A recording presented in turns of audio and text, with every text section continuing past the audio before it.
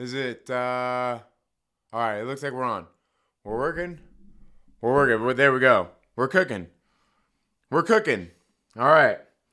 I apologize about that. Somehow the microphone came unplugged. Thank you all so much for being here today. I see we've got some very great people here. We've got some Myrtle Maniacs in the building. Yes. Alright.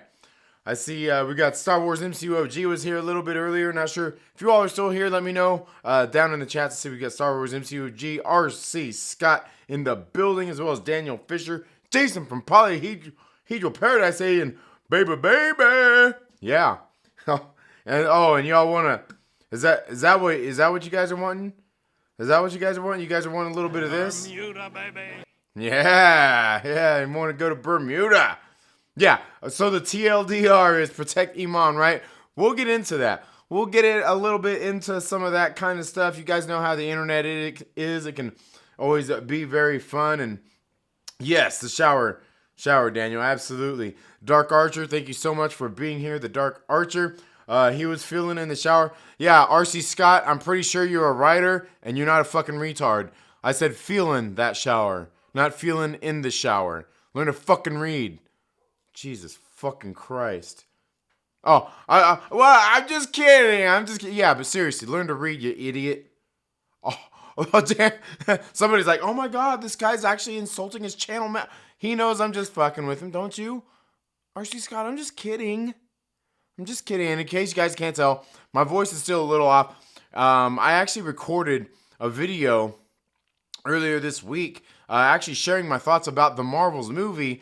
It was like almost 20 minutes long. I was going to edit it, but I sat down to get ready to edit it, and my voice sounded like complete dog shit. So I was like, you know what? Let's not even do it. Let's just go ahead and wait another day or two. And it's finally starting to clear up. I still sound a little bit hoarse though. I still sound a little hoarse. But thank you so much. Yeah, it kind of timed out for a second there, Daniel Fisher, because I switched. I had to hardwire into the Matrix. I was just going off Wi-Fi, and believe me, that shit will cut out all day. We got I Am True Skills in the building. What is up, my man? I hope all is going well with the I Am True Skills. RC Scott says, hurry the fuck up, Trinity, you people. Await. Yes. Oh, yeah, and my audio. Thank you so much, Daniel Fisher, for mentioning that. I didn't even see that the lights were off. You know how it is, you know. You know how it is. Star Wars MCU-OG still here in the building. Thank you so much for being here. Your voice is still a little raspy. Phone 6. Yeah, it is. It's pretty bad. Like I said, it's been coming in, going out, and you know, it is what it is. What can I say? It is what it is. Yeah. But yeah, remember to lock the bathroom door if you'll be feeling yourself. Yeah, right. Yeah, if you're feeling yourself in the shower. I mean, yeah. Don't anybody knock. Come on, surely. Somebody remembers, you know, Judge Reinhold and let's be honest, man, Phoebe Cates. Yeah, Phoebe Cates, man. Anyway, I hope you're all doing well. I just noticed you sound like Mark Hamill. Are you kidding me? I probably sound a little bit more like Carrie Fisher. Like I had like 20 packs of smokes every day for the last 30 years. Yeah. My laptop struggles when hardwired directly to the router. Oh, really? That's pretty crazy. It struggles when you're hardwired. Is it because it's too much information? It's like holy shit, man, slow down. Yeah. Mark, yeah, that's funny, man. That's funny. And of course, naturally, my Streamlabs app isn't working on the Really? Oh, damn it. No, not that. On the on my iPad. So let me see. I wonder if it's working on here. Let's check this out. I don't know why, man. This technology, man. It never works when you want it to. You know what I mean? That's just how it goes. Oh, connection error. No connection to your computer could be. Yeah. Of course it couldn't. Of course it couldn't be. Freaking stupid, man. How can it not be? Like, what are you talking about? I don't know. Laptop is like 7 years old at this point. New computer incoming next year. Nice. All right. Hell yeah. What do you think of all the news about Superman Legacy so far? What's Superman Legacy? I don't even know. What's a Superman? What's I don't even know what that is. Is that that bullshit stuff that they got James Gunn working on over on like for Warner Brothers and shit? Like I'll tell you one thing, anybody here who knows me, like I don't mind DC, Batman, Superman, all that shit, but you know what? Fucking Warner Brothers, James Gunn, they can fuck right off. I'm not a fan of James Gunn in the slightest, so I'm not that worried about it. It's really like, like I might go see them when they come out at the movie theater, maybe. It's James Gunn, so I'm not like my expectations aren't very high. Like I know everybody was talking about like Guardians of the Galaxy 3, Volume 3 when it came out. Everyone's like, oh, it's the best movie. Like that movie fucking sucked. It sucked. And those movies got progressively worse. Although, I gotta say, they're one of those movies that each sequel, I think when it came to the Guardians sequels, like the first one, second one, third one, each one made a little bit more money than the last one. If I'm not mistaken, I think they actually went on an incline of making money. So I mean, hey, for if you're one of those box office geeks, there you go. You got it. There's a win there for you.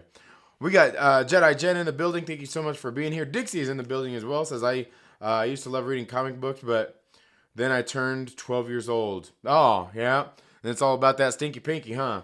Yeah, I know how it is, man. I know how it is. Yep. But regardless, let's go ahead and let me know right in the comments below. Did you guys go see the Marvels? It's been out for when did that come out? Wasn't just last weekend, was it?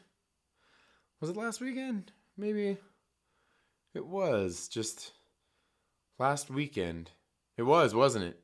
Let me know what you guys think about the Marvels down in the comments below. What you guys thought about the movie. And we'll go ahead and get in and talk about a little bit about that. And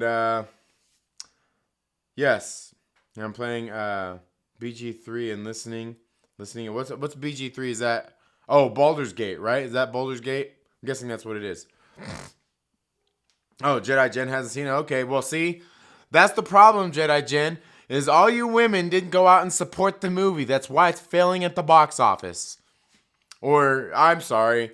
I guess it's failing at the box office because all the misogynistic men didn't go out and see it. That's what it was. Or, you know what? It's failing at the box office because all those YouTubers, all those grifters on YouTube discouraged everybody that went and supported the first one that made $1 billion from going to see it. Yeah, like... I think we're giving all these guys a little bit too much credit. And I'm not saying that these guys don't have influence. A lot of the people out there, the geeks and gamers, the nerdrotics, and those people of the world that are out there. But, like, let's face it. The audience that they're talking to, that they would sway about this movie, I mean, they wouldn't have to sway them because I think most of their audience was probably already not engaged or wanting to go see it after the first Captain Marvel movie, after Endgame. I think a lot of those people, and it's been proven, you can see at the box office, a lot of those people are not interested in this movie and probably a lot of the MCU projects that are coming out right now. I've seen so much cope over the past week about this movie, and I gotta say, altogether, I didn't think the movie was that bad. I mean, it's not the best, it's not the worst. I would say I would rank it maybe about a 6 out of 10 for the movie overall. It's certainly not, I don't know, is it their worst? It's not their worst movie. It's certainly better than the last 4 movies that the MCU has put out, being Thor: Love and Thunder, Wakanda Forever, Quantumania, Ant-Man Quantum and Wasp, Quantumania, and Guardians of the Galaxy. Those last 4 movies, they really weren't that good. Love and Thunder... Like that, I've talked about that before. That movie would have been better if you took Thor out of it, little T. Took Thor out of it and just left the movie be about Jane Foster. That movie probably would have been actually pretty good without Chris Hemsworth being in that movie. You take Wakanda Forever. Look, I can't even get my kids to watch Wakanda Forever because I'm like, hey, you want to watch Wakanda Forever? Kids are like, no. I'm like, why? Are you racist? And they're like, no, Black Panther's not in it. It's exactly what they said. I didn't ask them if they were racist. I know they are. I'm kidding. I'm kidding. They're kids, man. But they didn't even want to see it. They had no interest. They're like, Black Panther's not in it. Why would I want to watch it? That's literally what they said to me. And then Quantumania, as much as I enjoy some of the stuff in it, I like the cast and all that stuff, there's just so much in that movie that's not good that I just can't bring myself to really enjoy it. I've watched it a couple of times. It's like, it's just missing so many elements that made the first couple movies good. And then there's just the whole horrible mess of like a lot of the graphics and other things going on, the editing. Like it was just a really sloppy movie. I mean, they probably could have cut out a whole lot of, they probably could have cut as much out of that movie as they did the Marvels movie, supposedly. And it probably would have been a lot better movie. Guardians 3, there's just like, I tried to watch it here at home once it was out of the theater, but like everything that annoyed me about that movie in the theater was fucking like 10 times as bad when I tried to watch it here at home. I couldn't even like, I think I made it maybe about 20 minutes into the movie. I'm like, man, like I've just had enough. I've had enough of this. Every damn scene change. They're blasting another song through the speakers. I'm like, look, I like music being in movies, and I think it helps set the tone and stuff like that. James Gunn has typically done a pretty good job with that stuff, but like literally every single time they change a damn scene, the music's blasted to the hilt. You can't hardly hear anything that's going on, and it's really taking me out of the movie. I'm like, why don't we just listen to the soundtrack? Why don't we just listen to the music and fucking, not just cut out the acting and the voices. You might as well just put it on screen and we'll just listen to some music. It was pretty bad. It was pretty bad amongst just other things as well. I mean, man, I still can't even. Man, what they did to Nebula, poor Nebula. Anyway, regardless, it's just pretty bad. But the Marvels, I thought was actually pretty decent. It's not their best. It's not their worst. But there's just so many things in this movie that I really felt were missing. We've got parts in the movie where it feels like they're supposed to be getting a little bit emotionally heavy scenes that feel like they should probably go on a little bit more.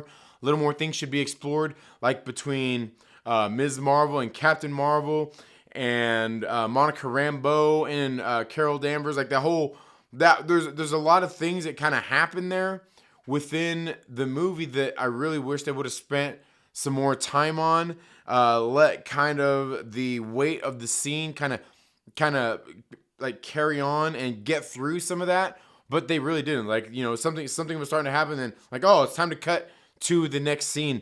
And maybe that's some of the stuff that hit the cutting room floor while they were editing this movie. As we know, they spent a lot of money making this movie, and supposedly it was about an hour longer, and they cut a whole lot of it out in this movie. And I think some of that is probably what affected the movie. Probably some for worse, probably some for better. But I think some of those emotional scenes and stuff should have been shit that they left in the movie, because I think some of that stuff was probably some of the more compelling things in the movie. Obviously, we know I think every review I have seen from people who even didn't like the movie liked Iman Vellani. She was definitely the standout in the movie. I've said since she entered the MCU, this young woman has charisma. She makes me want to watch her. She puts a smile on my face when I am watching her on screen. And like, if I was a young man these days, if I was in my early 20s and shit, I'd probably be all fucking about it. You know what I mean? Like seriously. Beautiful young lady. She can act. She's got charisma. She makes me smile. Like I said, she makes me feel good. She feels like she's somebody who's enthusiastic, who's bringing a breath of new, fresh air into the MCU, and that's something I think that they so desperately need. And especially considering what everything going down in this movie was. It was really nice having her in that movie. And I think just that in itself was probably enough. They didn't have to do some of the other comical, kind of funny shit that they did in this movie. Like, what was the whole black girl magic thing when they're trying to get Monica Rambeau to go flying after Ms. Marvel. Like, and that shit's in the commercial. It's like, what is this? What is, you got Samuel L. Jackson. And here's the thing. Samuel L. Jackson's movie, Nick Fury.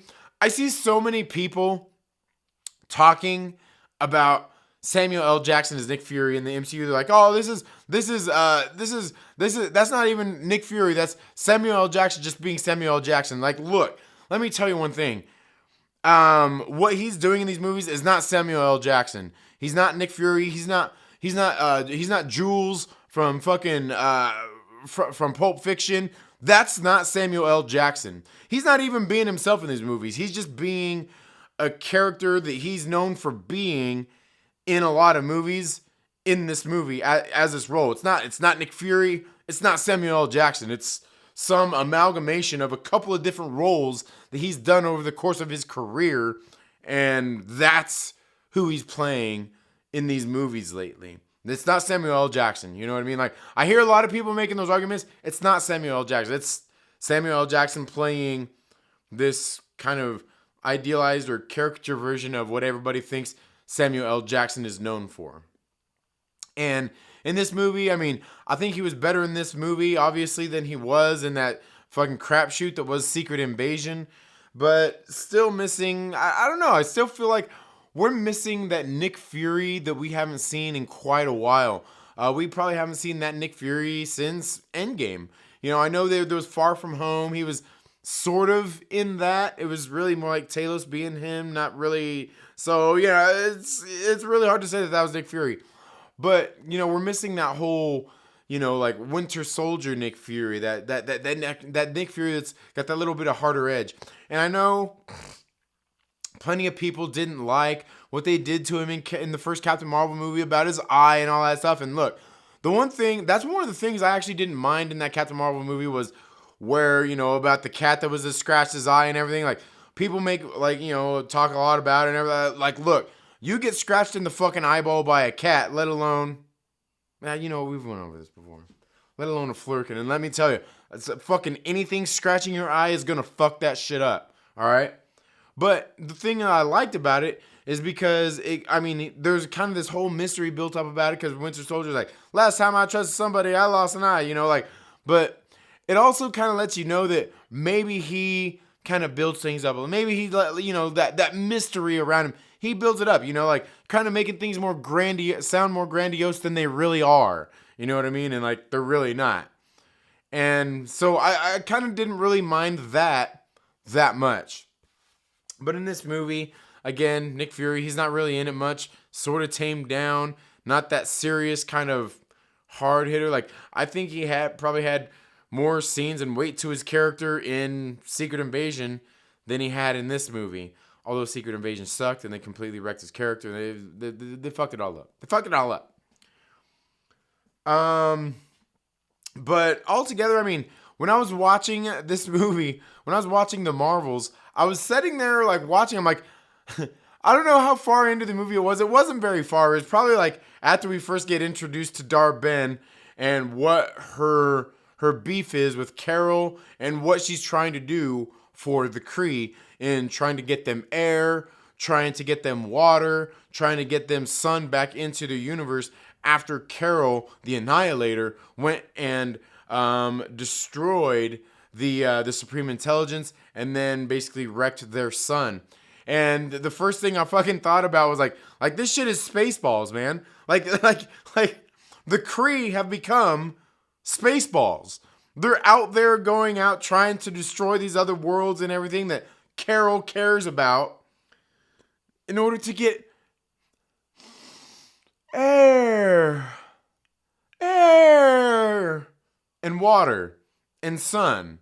Like I was sitting there laughing, like I was like, man, this shit's fucking Spaceballs. They stole the plot of Spaceballs, or at least the motivations of Spaceballs, for this movie. That's what it was. Like, the Kree are Spaceballs. I just thought it was funny. Let alone we find out that Captain Marvel is a princess. Like, Carol's a princess. She's an honest-to-God princess. Yeah, and I thought that shit was funny. Now, I know plenty of people had problems with, like, the singing scene and all that bullshit. Like, I didn't really mind the whole singing thing. It lasted for a couple of minutes, and it's whatever. And like just there's so many things that kind of jump around in this movie. It's really hard to keep track. I mean, I can't say it's the sloppiest movie that they've done, and editing wise, continuity, like what they're doing, like, but it's just not that good. I think it could have easily been a lot better. And while I was happy that this movie was only a little over 90 minutes, after seeing it, I kind of wish maybe it had been longer. So maybe some of that stuff that they cut out that probably helped make this movie a better movie would still be in there. Albeit, it would probably be longer unnecessarily for the most part. But, I mean, that's really about it. I think Brie Larson, her acting, I think Brie Larson is a good actor. I know plenty of people don't like her for, what she said in that Women in Films fucking awards show. Like, I get it.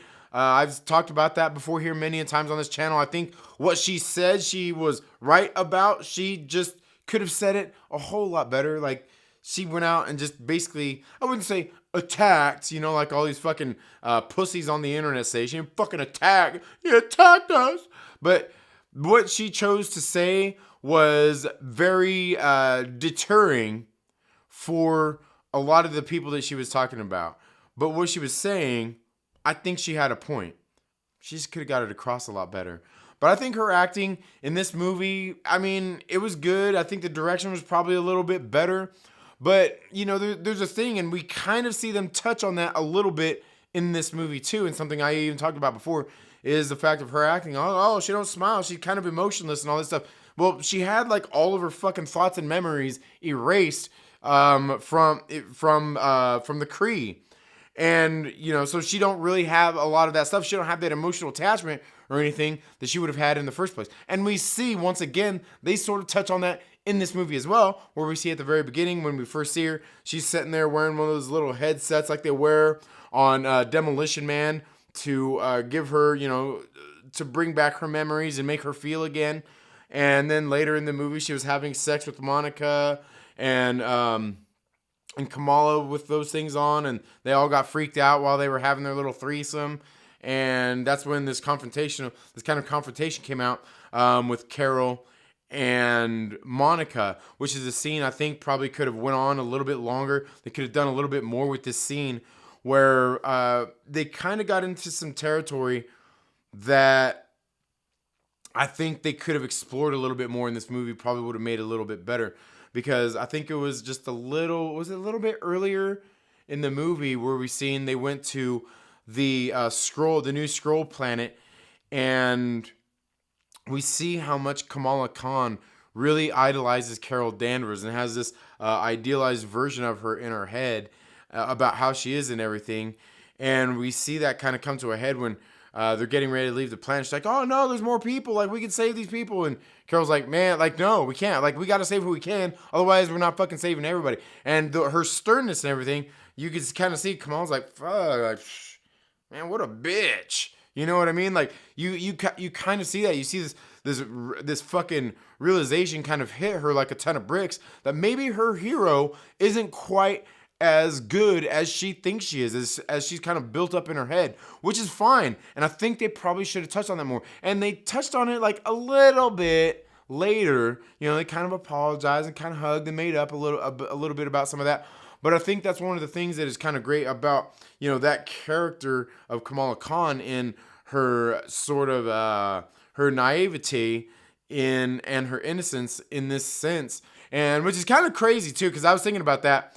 When, she wants to be a superhero so bad, she looks up to Carol Danvers and all this stuff. And, like, if you think about it, what the whole world just went through after the blip and then everybody coming back after that, it would make you think, like, who the fuck would want to be a superhero having to deal with that kind of shit? And like seriously, wants to go deal with the Thanos and the Black Order and all of that shit. Like, that's some pretty heavy shit, especially for a fucking 16-year-old kid, a teenager wanting to go out there and be like, yeah, like, I look up to these heroes and I want to go out there and fight like, come on, you're fucking crazy. But I think it was kind of cool seeing that, her whole naivete and everything. as she was dealing with realizing that maybe, she's probably looking up to this person, putting this person on a little bit bigger of a pedestal than they should be. And so, sort of realizing that, and also at the same time kind of realizing like, fuck, maybe she's right. Maybe there probably is a time when you're gonna have to make tough choices, and you won't be able to save everybody every time, which is, I think, something that's obviously part of a good hero's story anyway, is realizing those kind of, the harsh realities of what you're dealing with, in the fact that you're not going to be able to save everybody every time. You're not going to win them all. There's going to be times when you fucking lose, and you're going to lose bad, and that shit's going to hurt. You know what I mean? And we've seen that in most of all of these characters' journey along the way. From Iron Man, Captain America, Thor, fucking Wanda when she came in, remember, in Civil War, after what happened in Ultron and all that. Or, yeah, wasn't that? No, I guess it was in Civil War. Like where she was there at the compound after blowing up the fucking plate. But it wasn't her, but you get it. She was like, fuck, like, even she was fucking dead. Like, it's part of a lot of these great characters' arc in realizing that sort of thing. So I thought that was pretty cool to see. But then we also got the same sort of thing where they went through with Monica, where Monica was sitting there, kind of in the same space that Kamala was in, where, we seen how she reacted in the WandaVision series when they brought up Captain Marvel, and how she reacted in this movie when they brought it up, and kind of their whole reunion and all that stuff, and how she's kind of being stern and cold to Carol. And part of that is because Carol don't even really have access to any of those memories. She don't really know any of that shit. But also the fact that the things that she did know, like when she left at the end of the first Captain Marvel movie, she's like, she tells this fucking young girl, like, hey, I'll be back soon. And she never came back. And a little girl looking up to somebody like her Auntie Carol, and somebody who's a superhero and all that shit, just kind of having this idealized version of them once again, and being let down by this person, and hanging on to that for so many years. And I can't even really say it's like trauma, but it's just some of those things those emotional things that we hold on to, maybe more than we should. You know what I mean? I think it was so great because, like, there's a fucking line like Sam Wilson said in the Captain America Winter Soldier movie, where he's like, all that luggage we carry around, do you want to carry that around in a piece of luggage, or in like a man purse? Or I can't even remember how he said it, but you want to carry around a big old case, or do you want to make it a little bit smaller, get rid of some of that emotional baggage that you have, so you don't have to carry all that with you. But we've seen in this movie how she was kind of still dealing with that as a fucking adult. You know what I mean? But the reason why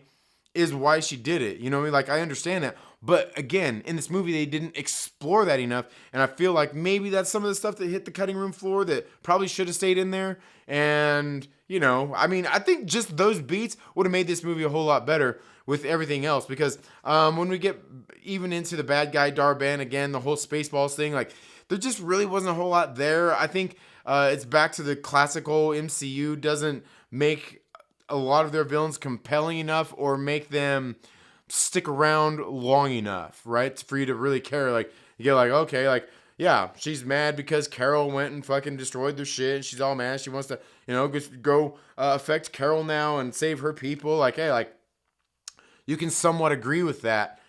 Although I think most people kind of like this whole thing with all these fucking little millennial, or what is it, Gen Zers and shit on TikTok, talking about seriously sympathizing with Osama bin Laden and shit, his fucking letter over the 9/11 shit. Like, look, just because a person might have a good point or maybe a good motivation for why they're doing what they're doing, you still don't go out and harm and kill a bunch of fucking people, civilization. Fucking, you don't go out there and commit fucking mass genocide just because you're upset, just because you've been wronged. You know what I mean? And sure, Carol did that to them. Absolutely. She went and she pretty much went and fucked them up. But that's one person's fault. That's not fucking everyone's fault. That's not all the Skrulls' fault. That's not everybody else out. That's not the Earthlings. It's not the fucking. It's not anybody else's fault. It's fucking this one person. And fucking going out and like it's the same. It's the same shit. You don't go out and fuck with everybody else over one person doing one bad thing. You know what I mean? It's fucking lunacy. You know what I mean? But that's exactly what we're seeing. Like, have you guys seen that shit on? I guess it's a big thing on TikTok and shit. I've been seeing it on Twitter with people talking about that. Like, Jesus Christ, who the fuck is out there, like, really sitting there like, yeah, Osama bin Laden was right. Like, what the fuck are you talking about? Are you retarded? Like, what? Like, and it just goes to prove, especially because it's on TikTok, that these fucking commies have got fucking Americans, these fucking stupid American fucking... And a lot of them aren't even fucking youngsters believing in this shit, fucking hating America and all this stuff. Like, what the fuck are you even doing here then? Go live in, what was it, Iraq? Is it Iraq? Go fucking live there. See how it is. See if you enjoy that over being fucking here. Like, come on. The fuck is wrong with you people? But anyway, getting back to the Marvels, I mean, I think that's really about it. I think there's just emotional beats that they, like, started to beat that drum and then they just fucking let off. And those are probably the things they should have held on to. They probably could have let the whole singing planet thing go or cut it down a significant amount. They could have made the villain a little bit more compelling. The action scenes, I think some of them were kind of cool. Even the thing with, like, you know, their powers being intertwined and all stuff.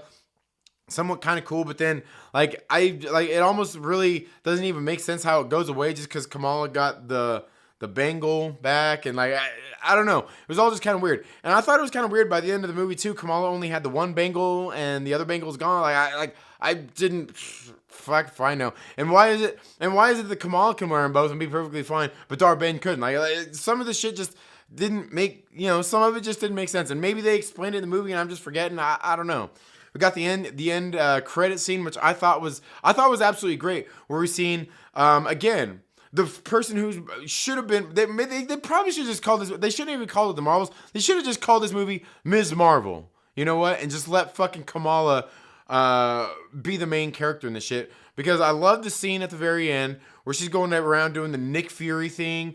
Where she's like, you know, like, you're part of a larger world. And when she goes to Kate Bishop, that shit was fucking fire. Like, I love that. But also, again, like I said, it's coming from this young lady who has enthusiasm. You can tell that she's really excited to be there. Not only just like the actor herself, but this character brings in, like I said, she's got charisma. She's got some life that she's breathing into this thing, where a whole lot of this shit has been pretty fucking drab.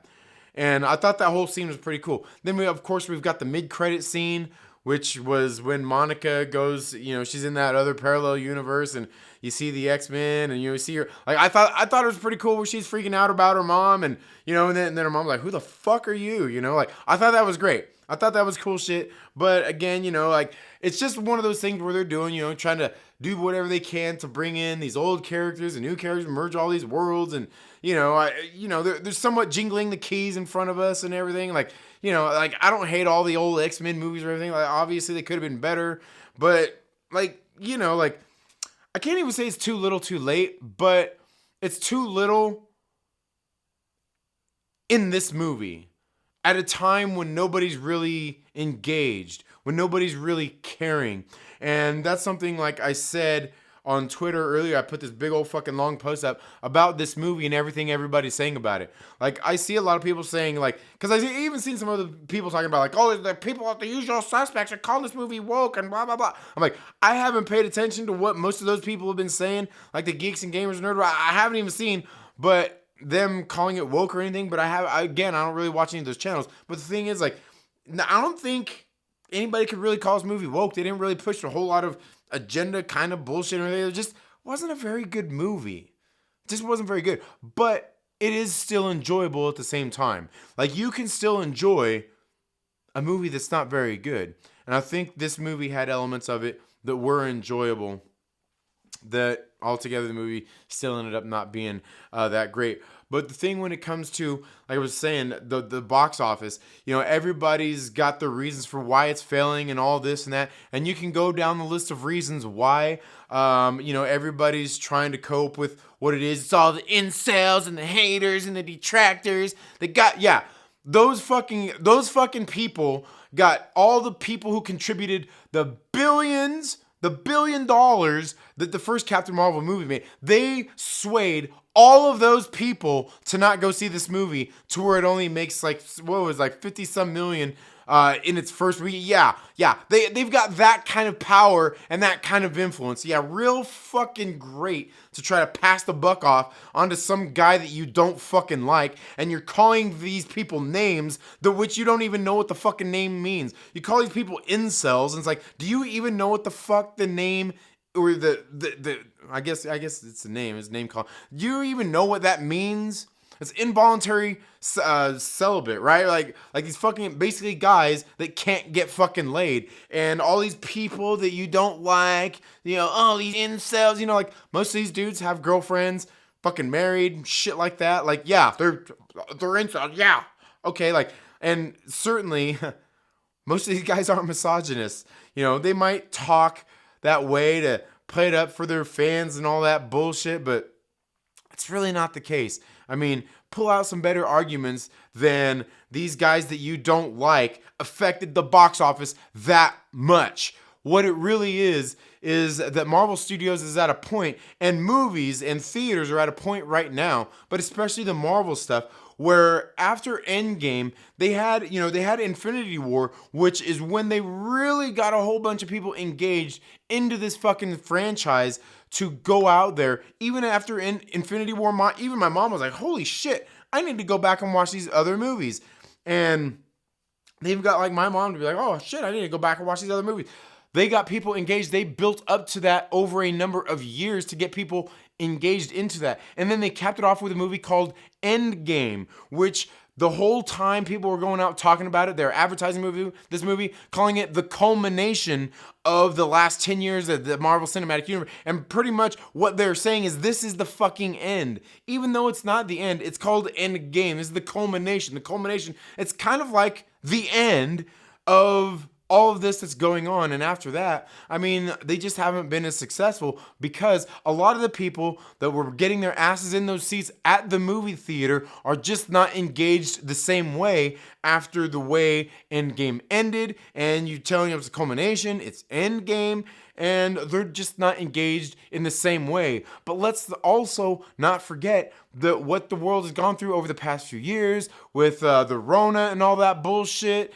And at this point, people just, and the way the economy is right now, people's are thinking they're being more picky with what they're doing with their hard-earned money. They're not going out there and seeing as many movies as they were. They're probably spending more time with their loved ones and going out and doing shit after basically being fucking locked up over some stupid shit for the past few years. Like, they want to go out. The economy is fucking got a lot of people hurting right now. So they're choosing to be more frivolous and spend money where they want to and being more picky about those kinds of things. It's not just like everybody just decided, fuck this movie. Let's listen to these guys that don't like it. It's not that. But not only that, it's the economy. It's all of this stuff combined.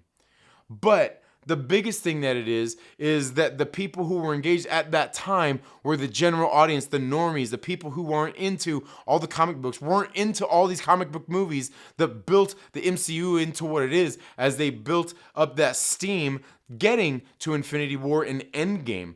All of that shit took getting all that money that they were making during those movies. All of that took getting everybody engaged and catching their interest at this point in time. I wouldn't even say lightning in a bottle, because it wasn't.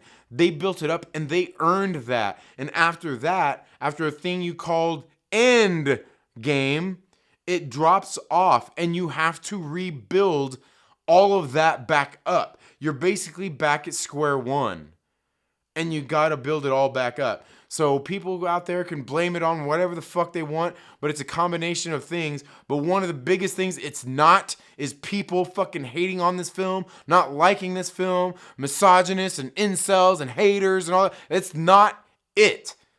All the people sure, there are some people who are just not into the MCU anymore. They're like, you know what, fuck, after Endgame, I've had enough. They're doing, agenda this or woke that or what, whatever it is. Some of those people just aren't engaged with it at this point anyway. There are, plenty of people out there just like, I was just done after Endgame, I'm just done. It has nothing to do with fucking them being haters or incels or fucking misogynists. It has nothing to do with that. It's just a combination of all these different things that are affecting things like this movie, that are affecting almost every other movie that has come out in this superhero genre of the MCU films. And I would say DC too. But although we can sit here and argue that all the DC films haven't really been wildly successful in the first place. But what we have in the MCU was that engagement. It just hasn't been there because the game is different, right? It's different at this point. You got to build that back up. And that's ultimately what it is.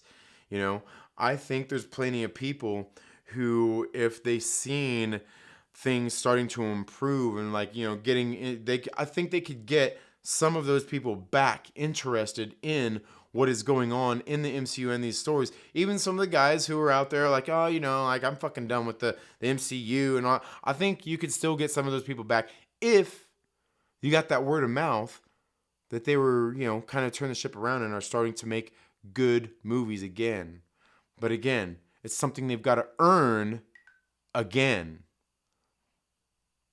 Just like they did in the first place. You don't just earn it and then, you know, and just fucking just say, oh, fuck it, all right, you know. You don't see like, you know, the football team that's fucking, you know, won the past 2-3 Super Bowls and all of a sudden they just say, yeah, fuck it, we ain't got to practice anymore. We'll just show up to games and we'll play. We'll still win. No, you fucking won't. You still got to go out there. You still got to run your drills. You still got to do, you got to do all that shit to get there, to get to the fucking championship game. You don't just fucking throw your hands up and say, we're the fucking best. Nobody can touch us. You just can't do that. But, you know, that is a lot of the reasons why they aren't doing so good right now. But that's just if you ask me. Let me know what you think down in the comments below. I see we got plenty of people here chatting. We'll get into some of these chats as I've been sitting here flapping my gums about this for a while now. But let's see. Where were we at here? But overall, I thought the movie itself, it was all right. It wasn't bad. It definitely wasn't great. It was okay.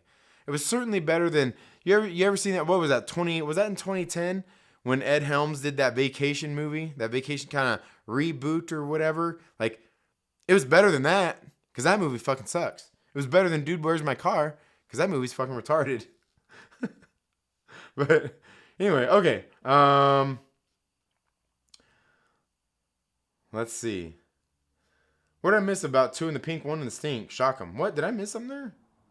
I must have missed something there. I'm just gonna say the Marvels was hot trash. Yeah, I mean, like I said, I mean, it certainly wasn't their crowning moment. You know, they weren't gonna win any awards for that shit. But let's see. Okay. No. Dang it, I lost my place again. Why does no one ever talk about rip-off soy walker losing money? What are you talking about? I'm not sure what rip-off soy walker is.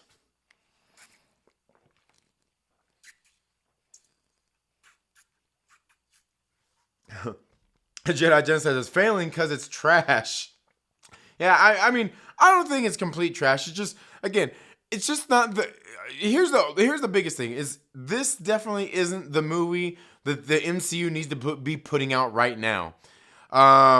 Like, you know, like when Ant-Man came along in the MCU, right? What was that? Wasn't that in Phase 3? Was that Phase 3? Maybe it was Phase 2, late in Phase 2. Like, that was a time after they had started building up. That was a good time to have, just kind of a fun, feel-good kind of movie that had, a little bit of implications in it. Like, that was a good time for that. You certainly wouldn't want to have made that movie in Phase 1.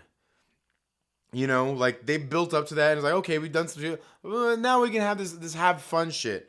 I mean, you go have fun shit. Like, you can go through after Endgame and see, like, and that's the other thing, is how the fuck are you going to make let's have fun fucking movies after what happened in Endgame? You know what I mean? Like, the world is seriously affected by all this serious shit that just went down. People being fucking basically dead for 5 years, all of a sudden coming back, and all that shock and everything. And, I'm sure there's somebody out there smart enough that might make the argument that, oh, yeah, well, the world's in shock and everybody deals with it differently. Some people take it lighthearted and blah, blah, blah, blah, blah, blah. But that's like Like, come on, Shang-Chi's that way. They're so lighthearted and everything. And Shang-Chi, like, oh, hey, it's fun, Like, Black Widow is like, oh, hey, there's human trafficking going on, but family. Like, come on, man. Like Doctor Strange and the Multiverse of Madness makes a little bit more sense. That was a little bit darker movie. Like, shit was going on. It was kind of serious, you know what I mean? Fucking She-Hulk taking place after the fucking blip. Like, come on. Right? Like, come on. Like, it's the time to be a little bit more serious. I think Moon Knight was probably, at least as shitty of a show that was, it was a little bit more the tone. A little bit more serious. A little bit more like, holy shit, a little bit heavier in emotion. I think that analyzing movie entails deciding what you consider a success. Audience scores, money, hype, etc. If you are giving quantitative analysis, you need to show your framework calculations, in my opinion. Yeah, no, you're not wrong. Daniel Fisher, you're not wrong. And that's another thing too, because there's plenty of movies out there that do shitty at the box office that are really good movies. There's plenty of movies out there that do really great at the box office that are shitty movies. So I could agree with that. Superman going to cheat on Lois Lane with Lex Luthor. That's probably in the James Gunn one, Dixie. Absolutely. No way to say it other than MCU has fallen drastically. In quality. And again, I think it's because they have to build back up to that again. Chumogger says your kids have taste. Yeah, I'm telling you, you kids want to watch Wakanda Forever? Like, no, I don't have Black Panther in it. The soundtrack was way too much. I said the same thing to my wife. Yeah, it was. Yeah, on Guardians. Yeah. I heard the Green Lantern is a pole smoker now. Yeah. Apparently that's what Tim Sheridan did to him. Yeah. I'm with you there, Trent. All right. Yeah. Even if you hated the Marvels, is there at least one thing that was good that you can recall? Again, I didn't hate the Marvels, but Kamala Khan. She's great. Fucking Iman Vellani. Absolutely great. Love her. I don't like good movies, but he's actually using the comics for all the movies and shows in his universe. He's actually using the comics for all the movies and shows in his universe. I find that interesting. Well,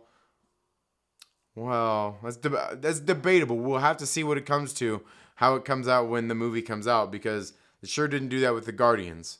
He sure didn't do that with the Guardians. But maybe he's going to change it up for the DC. Find that interesting. Legacy is based on All-Star, Birthright, Brainiac, and Ending Battle. Yeah, well, we'll see. We'll see. Ryan Tyler VO says, yo, what up, Trinity? Thank you so much for being here, Ryan Tyler. Soundtracks to a movie should convey emotion and complement a movie, not overwhelm it. Yeah, and that's exactly what James Gunn pretty much did in Guardians 3. Yep, she is super cute. Oh, yeah. Talking about Iman, yeah. Like I said, if I was a young man again, I'd be all about it. Probably have all her posters on my wall and shit. I'd be like, oh yeah, Iman. I agree about Iman. Her feet are steeped in hope, but looking at the stars. Yeah, exactly. Yeah. Stakes on a spaceship, motherfucker.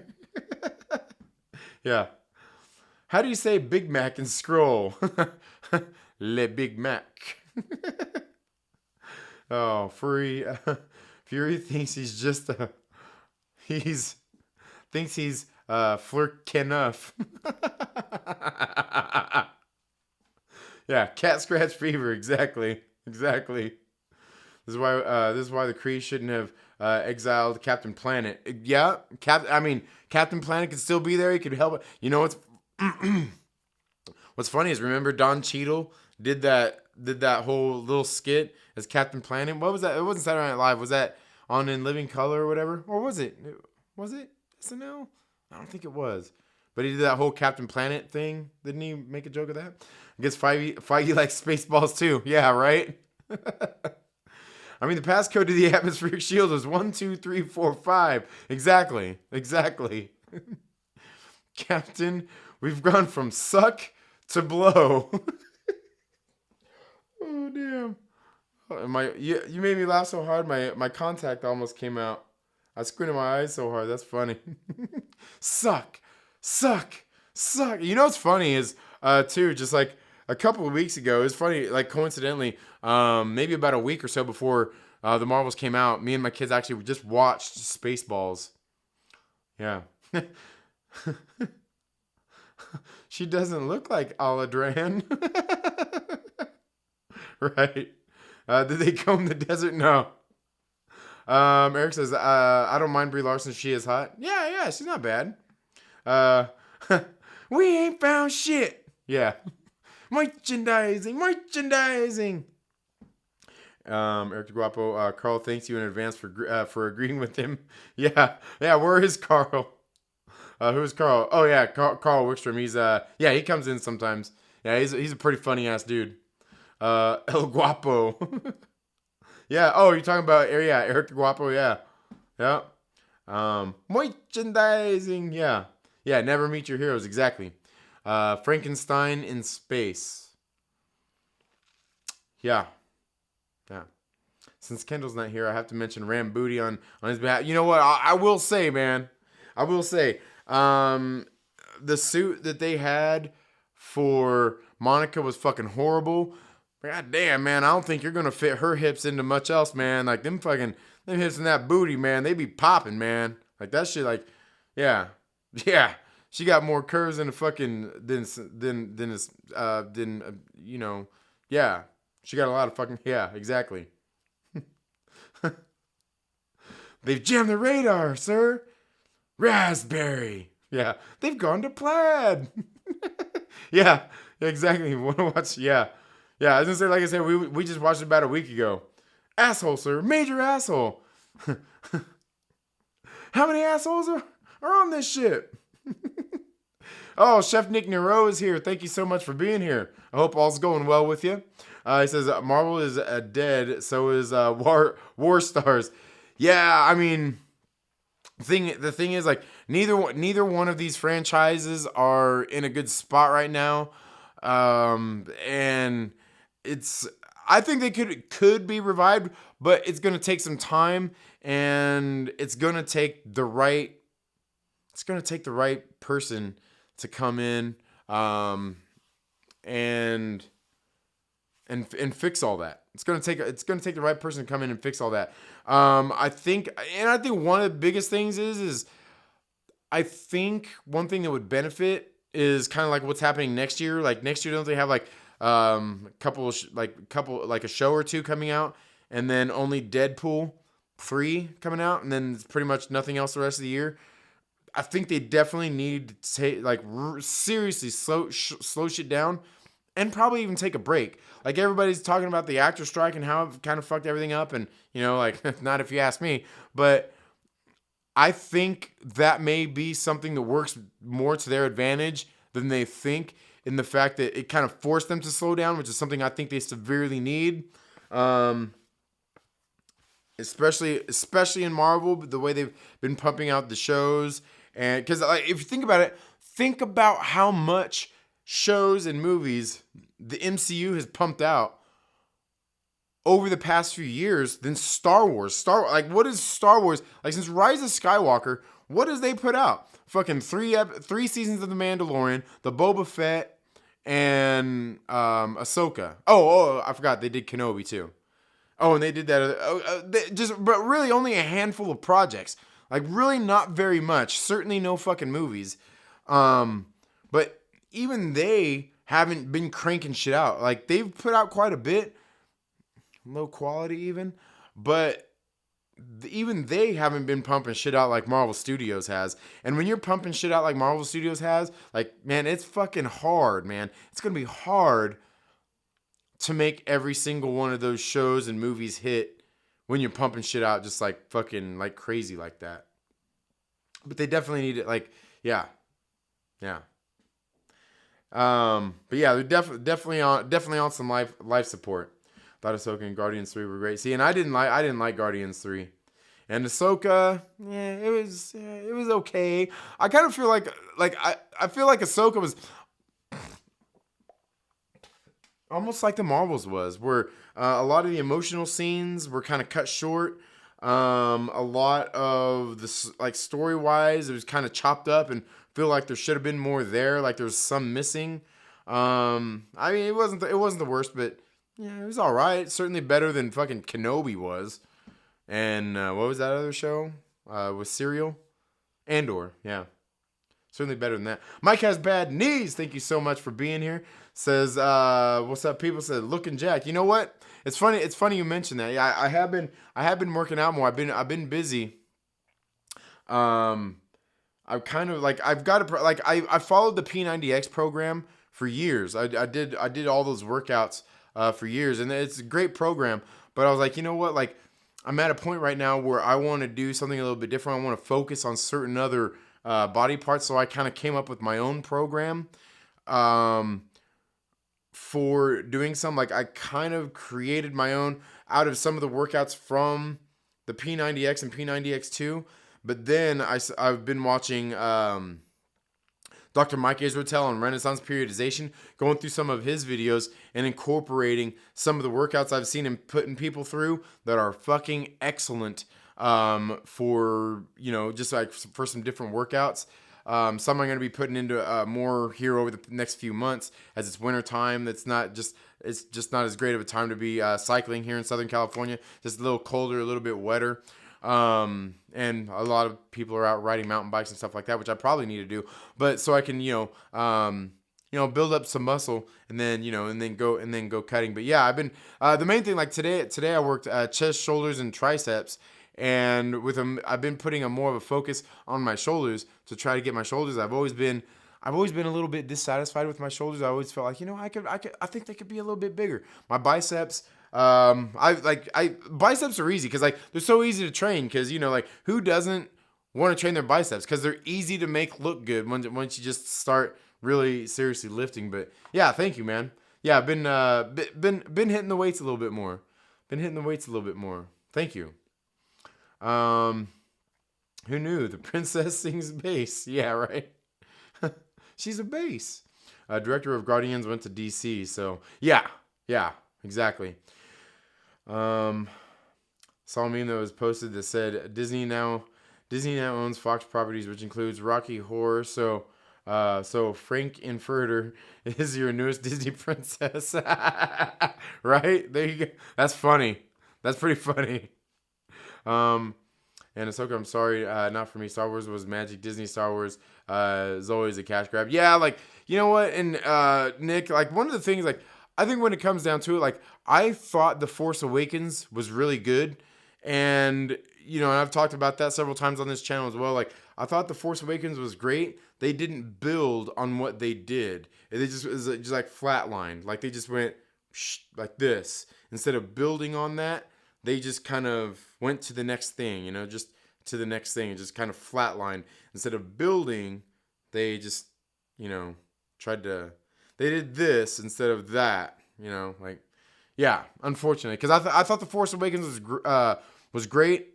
And like I said, I would have liked to have seen it done, get better as it went on. And it just didn't. It just didn't. Not in my eyes, certainly. Obviously not in yours either. Saw an Oreo cookie with a black Santa Claus that has some sort of cousin it looking thing. Cookie with a black Santa Claus. I don't even know what that is, but all right. Oreo cookie commercial. All right. I don't. I ran so far away. Oh, that's funny.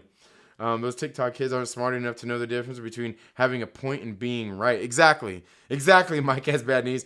You'd have a point, but that doesn't make you right. You know what I mean? Like. Right? The MCU explanation for her handling those Bengals might be her X gene. Yeah, and that's kind of what I was thinking too, Daniel Fisher. Like it seems like the only logical explanation. Most are saying it's not woke, just bad. Yeah, exactly. I haven't seen from what I've been seeing. I haven't heard anybody say it's woke. It's just bad. It's just bad. Dick says it's woke and bad. No, it's not. There's not really anything woke in the movie. It's just like Mike said, it's just bad. That's kind of what I said before. What are the performance criteria for what you believe the movie to be good? Does it include fan acclaim, money, etc.? What's your framework? Yeah. Are you talking about? For me, like me, I can't really say. For me, what would make, I mean, obviously, for a movie to be successful would be for it to actually make money. And not make money, because obviously this movie made money in the theaters, but for it to make money, at least breaking even. Which, I'm sure there's plenty of movies that don't break even. But I mean, obviously, I think money is more so the bigger indicator of a movie being successful. Because, there's plenty of movies out there that are, those cult classics, which, those movies that probably aren't the best or didn't do so good that everybody fucking, loves. Or were made on small budgets and made money, But yeah, I mean, yeah, you're absolutely right. When you refuse to take accountability, blame the incels. Yeah, exactly, Eric the Guapo, blame the incels. A good movie should have three things: a balanced combination of sex, violence, and comedy. Yeah, I mean, that works. 65% of the audience was men. They don't keep trying to get women to buy in to a genre that women will never care about. Yeah, exactly. And that's why, like, a movie like this would probably be more successful if we had, like, hot women kicking ass. You know what I mean? Like, hot women kicking ass, The last movie I saw in the theater was The Hostiles. The Hostiles or Hostels? You mean Hostels with Christian Bale and Rosamund Pike? And what was the other guy's name? Wes Studi? Isn't that his name? Is that movie? Or is it The Hostiles? Is there a movie, The Hostiles? I don't know. There might be. Brian McCann in the building says people do not want to watch 5 TV series and 3+ films to understand the Marvel's characters and events.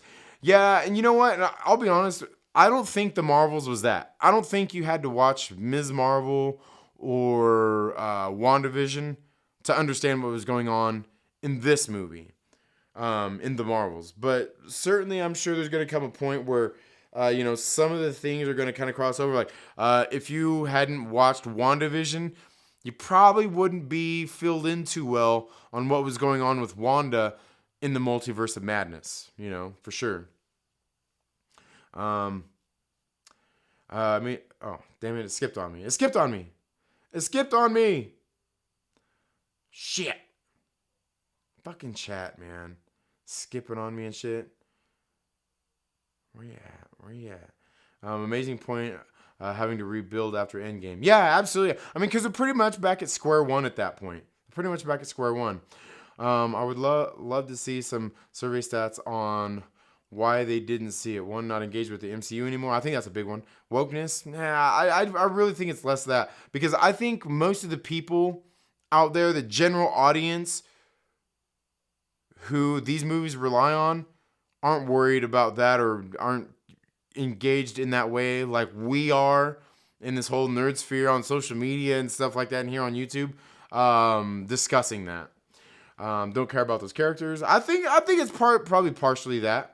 And hate a specific character. I think there's probably less that and other. Yeah, I'd say it's probably more 1 and 5. For some, it's 2. And for some, it's 3. I'm not sure that I would say that for any of them, it's 4 necessarily. Like, hating a specific character. I mean, I think, I think there's probably some people that don't like Captain Marvel, like the Carol Danvers Captain Marvel, but, Brian says the Marvels film needs too much homework to understand what's going on and who people are. I don't really think that it does, though. I don't really think it does, because you don't really need to know who Ms. Marvel is going into it. They kind of give you the rundown there. Even Monica Rambeau, you don't really need to. I mean, if you've seen Captain Marvel, the first Captain Marvel movie, you kind of know her. So, I don't think it required that. This one required that much homework. Would be another great answer on my option. Yeah. Isn't there some new show about Bass Reeves? I seen that. Dixie. Yeah, there is a Bass Reeves show out there. Yeah, I would watch it because he's actually real historical significance. Yeah, I actually seen that, and it's funny because I thought about you too. I thought about you asking about that. But yeah, I seen that, and I was kind of interested in checking it out too. Marvel and DC 2025, Captain Black America Fascist World Order Fabulous 4, Bulk and Skull Legacy, Thunder Wars, the Bat-Tar 2 Bloodline. All the Marvel movies will flop. I don't like the Batman, but two will make bank because everyone's a fucking sheep. Superman Legacy might make at least 500 mil, which could work if they don't overspend. I will say the big thing about James Gunn, like the one thing about James Gunn is he does like doing practical shoots, sets, shit like that. Not all the digital bullshit with, like using the volume and all that shit. And I think I even read somewhere that for Guardians 3, they didn't even shoot in the volume. They didn't even use the volume. The sound or stagecrafts and all that. They didn't even use that. From what I read. I mean, I could be wrong, but he does like more practical shoots. So I will give that to James Gunn. Phase Bore. Just to introduce too many characters people are not invested in or care about. I think the bigger thing is Brian McCann is that they're missing traditional origin stories. You need those traditional origin stories to get anybody to care about a character. Like, would you care about fucking Iron Man if we didn't get the first Iron Man film? If we just jumped into like Iron Man 2, like, oh, rich guy has a suit. He fights bad guys. Would you fucking care? Like we didn't see Ho Yinsen. He got fucking abducted and fucking taken his fucking. Would you care at all about Iron Man? Would you care about fucking Captain America if we didn't see who he was in Captain America: The First Avenger? He just pops up in fucking the Avengers movie. Would you care about fucking Thor if we didn't get the first Thor movie? And kind of like I think that's the bigger thing, is missing those traditional origin stories, which Feige said they were going to stop doing or they're not going to do the traditional origin stories like they're getting ready to supposedly do with Fantastic Four. Like, fuck that. You need to establish the characters in a movie, in a universe, and get people to care. Why the fuck do I care about Reed Richards? Why do I care about Sue Storm? Why do I care about Johnny Storm? Why do I care about Ben Grimm? Why do I care? There's just some people who something happened to, and now they're in some other fucking universe, or whatever it is they're gonna fucking do. Like, why do you care? You got to build that up. Lucas Texvenger in the building. What is up? Yes, Trinity giving out shockers. I can see where you came in at. We got Damajani in the building. What is up, Damajani? I hope all is going well with you. Rip off Swordwalkers, Rise of Palpatine. Oh, yeah, Rise, yeah. I think I watched that movie the one time at the theater. I don't think I've watched it since. I don't even know if I own all the Star Wars movies. I don't even think I bought that one. I own the rest of them though. Oh, except for Solo. I don't own Solo, which I would buy Solo before I bought fucking that piece of shit. Two in the pink, one in the stink. Shaka! Yeah. Lucas Takes Vengeance says, hot take. I like the Marvels. Yeah, like I said, I enjoyed it. It's just it's not a great movie though. I can't. I wouldn't sit here and argue with somebody and say, oh, it's a great movie. Like, it's all right. It's all right. Yeah, come at me, says Lucas Texvenger. Yeah, there are many indicators that some attribute to superhero fatigue and other factors that could definitely lead to that result until it actually happens. It's more Schrodinger's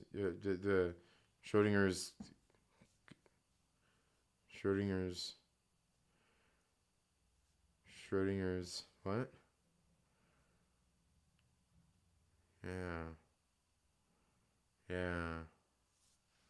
I must have missed something there. Yeah, but superhero fatigue, I think, is bullshit. Like, I was watching Theo from I Ain't Saying I'm Just Saying the other day he was doing a live stream the other day, and he was talking about just like some of these different shit, people talking about superhero fatigue. I'm like, fucking comic books have been out for 80 plus years. All the fucking comic guys, the comic collectors, everybody's still engaged with that shit. So you're telling me 80 plus fucking years of comic books and fucking, just a little over 10 years of MCU movies, people are burnt out, got superhero fatigue? The fuck out of here with that excuse. Come on. That's it's not even close to an excuse. Superhero fatigue. Fucking comics been around 80 some years and shit. Now all of a sudden we're fatigued. Oh my God! Get the fuck out of here. You know what I mean? It's just ridiculous. Because I have a wrench. Yeah. Batgirl Magic sent me here, bro. That's funny. That's funny. Stop it. Stop it.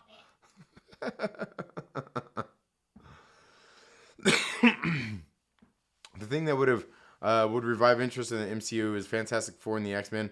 But they will find a way to screw. Yeah, and that's the thing. Like now they're talking about pivoting from Kang to Doom. That was always the plan.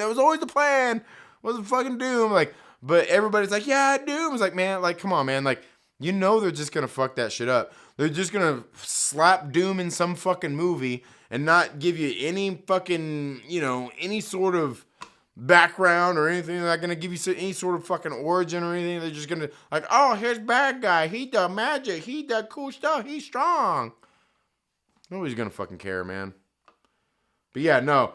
I think here's the thing, and I said this about Fantastic Four as well, as I see a lot of these people talking about, oh, Fantastic Four. Like, how many people out there seriously know the Fantastic Four and fucking care about them that much? You know what I mean? And know about them that much. Read their comics, are that engaged with Fantastic Four that they fucking love them. I'm not saying there's none, but I think most of these people are hyped about Fantastic Four because they just want Doctor Doom. I don't know that there's that many of these people that I hear out there like cheering on, like, oh, Fantastic Four, that are really big fucking Fantastic Four fans. Like, I just don't buy it. I just don't buy it. Like, if I heard the comic guys saying that, like, oh yeah, fucking, like, but that's not who I see. I see comic book movie nerds who are screaming about Fantastic Four, like, all like, what the fuck do you know about Fantastic Four? Those first few movies they made, like, come on, man. Like, yeah. Like, I think all these people just know that Doctor Doom basically comes with the Fantastic Four, so that's why they want it. But I could be wrong. Super fatigue is will never exist. Anyone actually believing that is an idiot. It's not super fatigue, it's Doctor. Yeah. No, it's definitely storytelling. No mention of the giant celestial in the Indian Ocean and tsunami caused by it emerging, etc. Yeah, still not yet. Yeah. I am Macus the Hammer. Okay. I think we all agree that whoever is at the helm dictating or steering the narrative will ultimately show how well or poor movie might be rated as or business-wise successful. Yeah. The reason the MCU is failing is because of terrible division making, like casting Glenn from The Walking Dead as Sentry. Yeah, some of those things, I just, it's hard to say. I mean, I think it could work out. I think it could be fine. Obviously, I haven't really seen the guy in much, but plenty of people saying he's a good actor and everything. Yeah. It's hard to say, man. It's hard to say. I agree with the take on Sentry casting for sure. Yeah. Like they certainly could have done better. You know what? They probably should have got that dude to be Shang-Chi. They probably should have got him for Shang-Chi instead. MCU moved Wakanda to East Coast Africa, meaning it should have been hit by tsunami caused by celestial birth, death. Yeah, maybe so. Has anyone watched Monarch on Apple TV yet? No, but I've heard it's good. I've heard a couple people say it's good. My friend actually texted me and said it was. Glenn is invincible, right? Right. Yeah, because that's the dude who does the voice, right? Is that him? Isn't that the same guy who? I could be wrong. Glenn is French. What? SNL. Yeah, those hips don't lie. Yeah. Didn't even notice. My sources from Disney can confirm. It's not even my birthday, but damn, that's some cake, right? Yeah, right.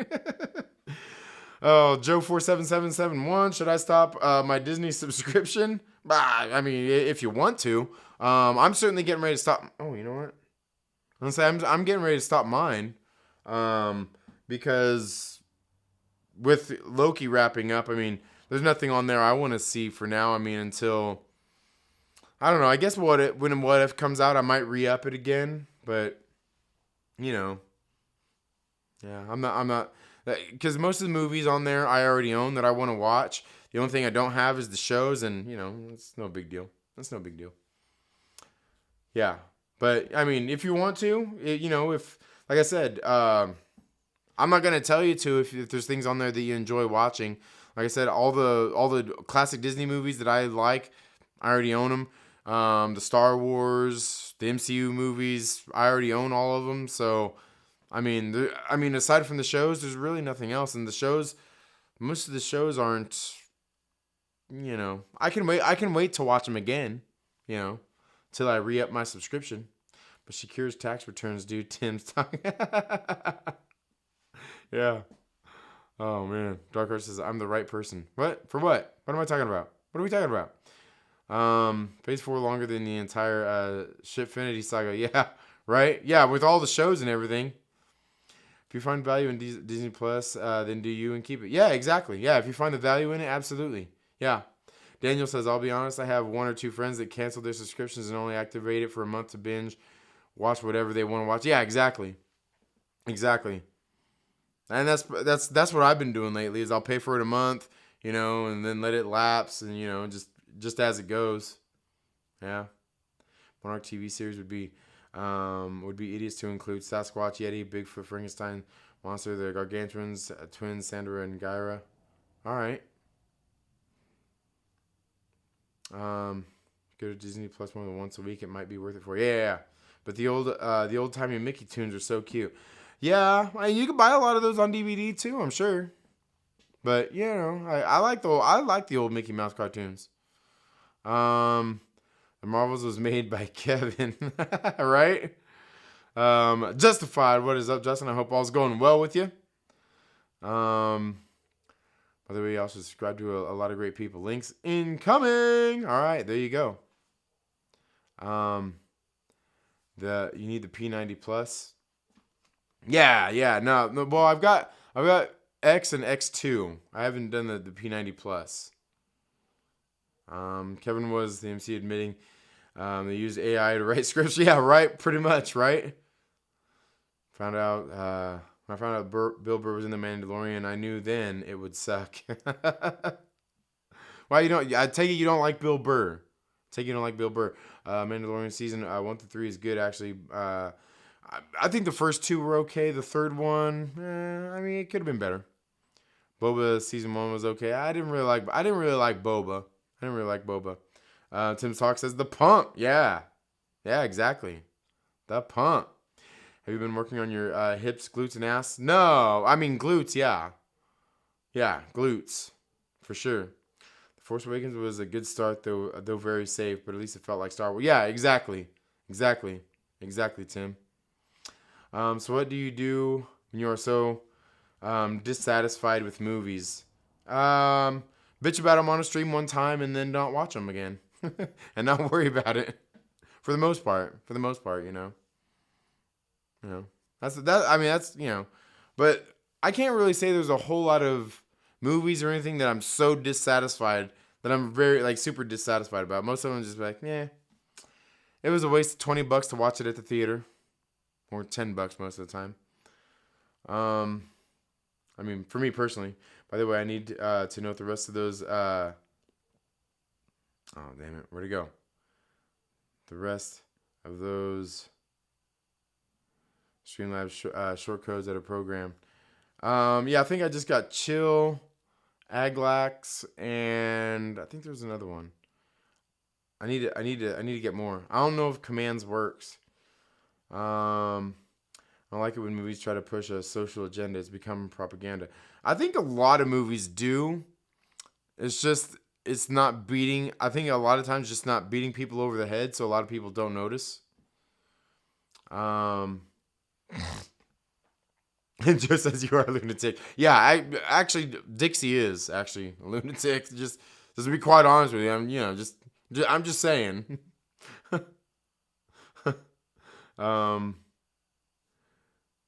Let's see. What's up, Random Bread Creator? I hope you're doing well. Lose my mind and turn into a world fair with 29 days. There's Aglax. Characters people aren't invested in. The MCU is going to teach you new kids larger Marvel lore if you like it or not. Oh, stop. Stop it, Aglax. Stop it. Stop it. Exactly what the lack of traditional origins caused the audience to not be invested in the characters. Yeah. Need those origins. Fatigue of bad stories and uninteresting characters. Yeah. I don't know, guys. This might be the year pretty people who can do anything fatigue is going to set in. Yeah. Pretty people who can do anything fatigue. Yeah. So Margot Robbie, is that what you're saying? It's going to be Margot Robbie fatigue? It's going to be Trinity fatigue?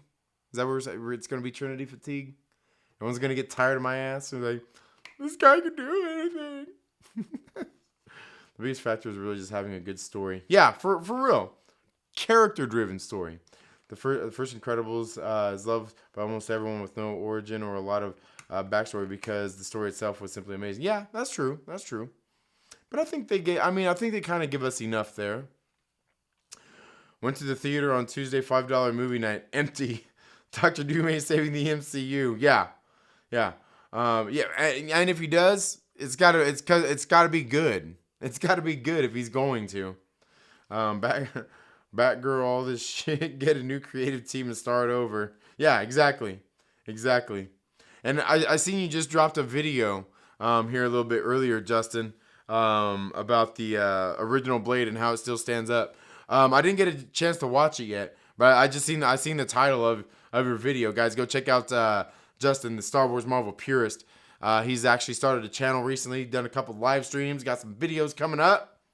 But yeah, no, the original Blade, fucking phenomenal. It's still great. And look, like, they ain't got like the best graphics and shit like that, but they also didn't overuse a lot of CGI in it either. You know, just a little bit, and it's not that bad. But yeah, no, it's still great.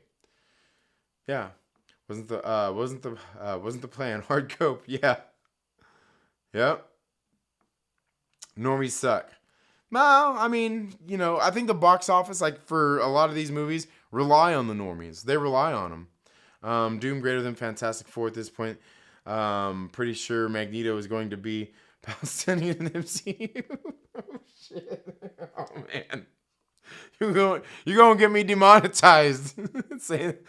Getting me to say the P word in the stream.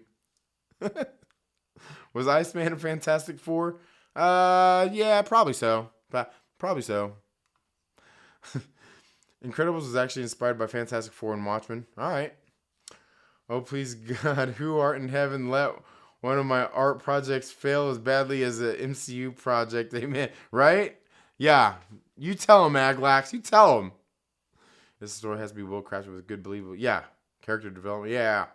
Really hope the Authority is done right with 4 to 7 main characters. Being gay, you know they're about to be fucked over. It's really saddening. Yeah, I don't know about the Authority. I never really read them. Never heard of them actually until James Gunn said he was going to do something with them.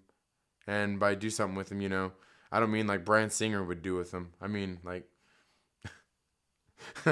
Wakanda Forever should have been T'Challa back inside Killmonger's body. Hey, that could work, right? That could work. Had the Panther God place his soul in that body and be done with it. There you go. That could work. I like it. Brian McCann. Let's run with it. If the 8 characters, we can't get that equity score. Yeah, exactly. Yeah. That was something. Yeah. I gave up on Marvel a long time ago. Never ever again. Things will only get worse for them. Marvel and DC Comics are long dead, but DC films and shows at least have 1% chance. Marvel has 0. Yeah. There we go. There's the link for Justin's channel, Star Wars Marvel Purist. Finally watched Blade. It was great. Oh yeah, man. Yeah, the original Blade is great. I liked all 3 of them, to be honest with you. I know a lot of people talk about how bad Blade Trinity is, but maybe I'm into it because it uses my name in the title. Maybe. You know, maybe it's just Ryan Reynolds. Oh, we got Mike Popcorn Porter in the building. There he is. I forgot. Saturday is for football. Don't hate, appreciate. Says Mike Popcorn Porter. Yeah. I do not respect your authority. All right, you don't have to. Oh, I know what Lucas Texvenger is going to do. He's going to go close up probably. Like, the restaurant's getting ready to close. He's like, man, we got to go. Thanks for anything. I've been cutting clips from my lives. Just saying what everyone's thinking. Yeah. No, hey, all good, man. All good. Yeah, I got to check it out still, though. Got to check it out. And you have a great night, Lucas Texvenger. Lucas, I've actually got a package here for you to get sent out. And what's the other guy? James Jimenez. I still haven't got yours sent out because I realized I've got that book buried somewhere, and I've got to dig it out from where it's buried at. So yeah. But anyway, the next thing I want to talk about. We've talked a lot about the Marvels tonight, and just shooting the shit. The other thing is I seen this tweet. I kept seeing these tweets after the Marvels came out. And I made a post about it and I shared one of them where, these things like, we have to protect Iman Vellani, and, everybody talking about it, and they're sharing clips about her on these TV shows and some of the things she said, but keep seeing all these clips saying we got to protect Iman Vellani. And I guess for me, it's the accounts that I see sharing these things are the kind of accounts that, share and say these kind of things, saying like, oh, basically as if this person's under attack and people need to stop being mean. But maybe perhaps I've been wrong, because I've had a few people respond on this post when I shared it that I think they're meaning that this person's cool and brings some enthusiasm and everything, like everybody kind of likes this person and we need more of that, and we need to make sure that this fucking person stays fucking cool, and shit like that. I'm like, yeah, I guess so. Maybe the internet's finally not letting me down, because I've seen these posts and I was sitting there like, dude, like talking about Iman Vellani. I'm like, I haven't seen anybody talk about this movie and anybody giving Iman Vellani any kind of hate or anything over this Marvel's movie. Like if you guys have been following me long enough and seen any of my live streams or videos where I've talked about Ms. Marvel and everything, the show, when they were doing when that was coming out and just any of that stuff. And one of the things I said is, I really like Iman Vellani. I think she's a beautiful young lady. She brings she has charisma. She brings an enthusiasm to this project that she's doing. I'm not even a fan of Kamala Khan, the character, or anything like that, but seeing her in the show, how she, was acting and the energy she brought to it, I'm like, this fucking young lady has something to offer in her abilities. I don't know how good of an actor she is. I'm sure after this movie and just people seeing that and seeing how well she's been recepted by pretty much everybody, because I think even the people who didn't like this movie seen this movie and said like, man, she's really fucking stood out in this movie and really drove this movie along and was kind of the shining light in this whole movie. And I think more people will probably recognize that and will probably be willing to take a chance and be like, hey, let's give this young lady a chance and bring her into this movie. She'll probably get more roles due to that, and I hope so. And like I said, several people pointed out on these posts, like, I was like, yeah, maybe the internet's finally not letting me down. Maybe people are just finally like, yeah, like, this chick's fucking cool. Let's get her in more shit. Let's give her, like, I don't even care if they make fucking 3 Kamala Khan movies, as long as they're well written, well directed, and well thought out. I think it will be fucking good, and she could bring that energy to it, something that they so desperately need. If you guys have been around long enough, you've probably heard me say, since she was first in the MCU and she's being interviewed and all that shit, was that this is the MCU's new RDJ, and they need somebody like this in the MCU to help hopefully get fucking some people excited and happy about it, because she makes me smile when I see her in her interviews and just even in the show and everything. Like I said, when the show was coming out and even coming out of this movie, she's great. She's absolutely fucking great. And if that's what they mean when they say, oh, we need to protect Iman Vellani, I say, fucking A. You're not wrong. We do. Like, we need to keep and get more people like this in the industry who have that general enthusiasm and, for it and wanting to do it. And I've seen, different quotes from some of the interviews she's done and everything. People are quoting up just from different things. Like one of the things I've seen a quote of where she was like, they're talking to her about like the Marvels and everything. She's like, I don't care about the box office. Like, that's for Bob Iger. Like, I had fun doing this movie. We had fun doing this movie. I generally enjoyed it, and I'm having fun doing this. And like, as for somebody else to worry about, I can only make the movie and have fun doing what I'm doing, and people either like it or don't. That's really all I can do, and that's definitely something we need more of out there. In probably a lot of actors out there, it's like like I said, she's she's got that enthusiasm. She's kind of probably a little bit, she's new to the game, so she's probably somewhat naive to a lot of some of that hate and stuff out there that so many other people get. But she's also not out there singing dumb shit about the fans or talking about how great something is. If it's not that great, she's just saying like, hey man, I had fun doing this movie. That's really about it. That's all I want to do is have some fun. We need more of that. Absolutely. I do hope that this young lady gets more movies, more roles, and things like that, and hopefully see her develop as an actor. And maybe the next thing she's in, if it's not an MCU that is not an MCU, hopefully we can see her grow her acting chops along the way. Because I do think she brings a good energy to, this movie in particular, but also just this role and everything like that. Like I said, you can really, like I said, she's full of charisma. You can see the enthusiasm in her when she talks and when she's acting and stuff like that. What she's done in this role so far is absolutely great, and we definitely need more of it. So maybe the internet, didn't let me down this time. But I will say, getting on the topic of Iman Vellani, I actually seen what's that guy? He's got a Twitter account. I think it's Tasky the old bastard or some shit. I can't remember, but his handle is at up to task.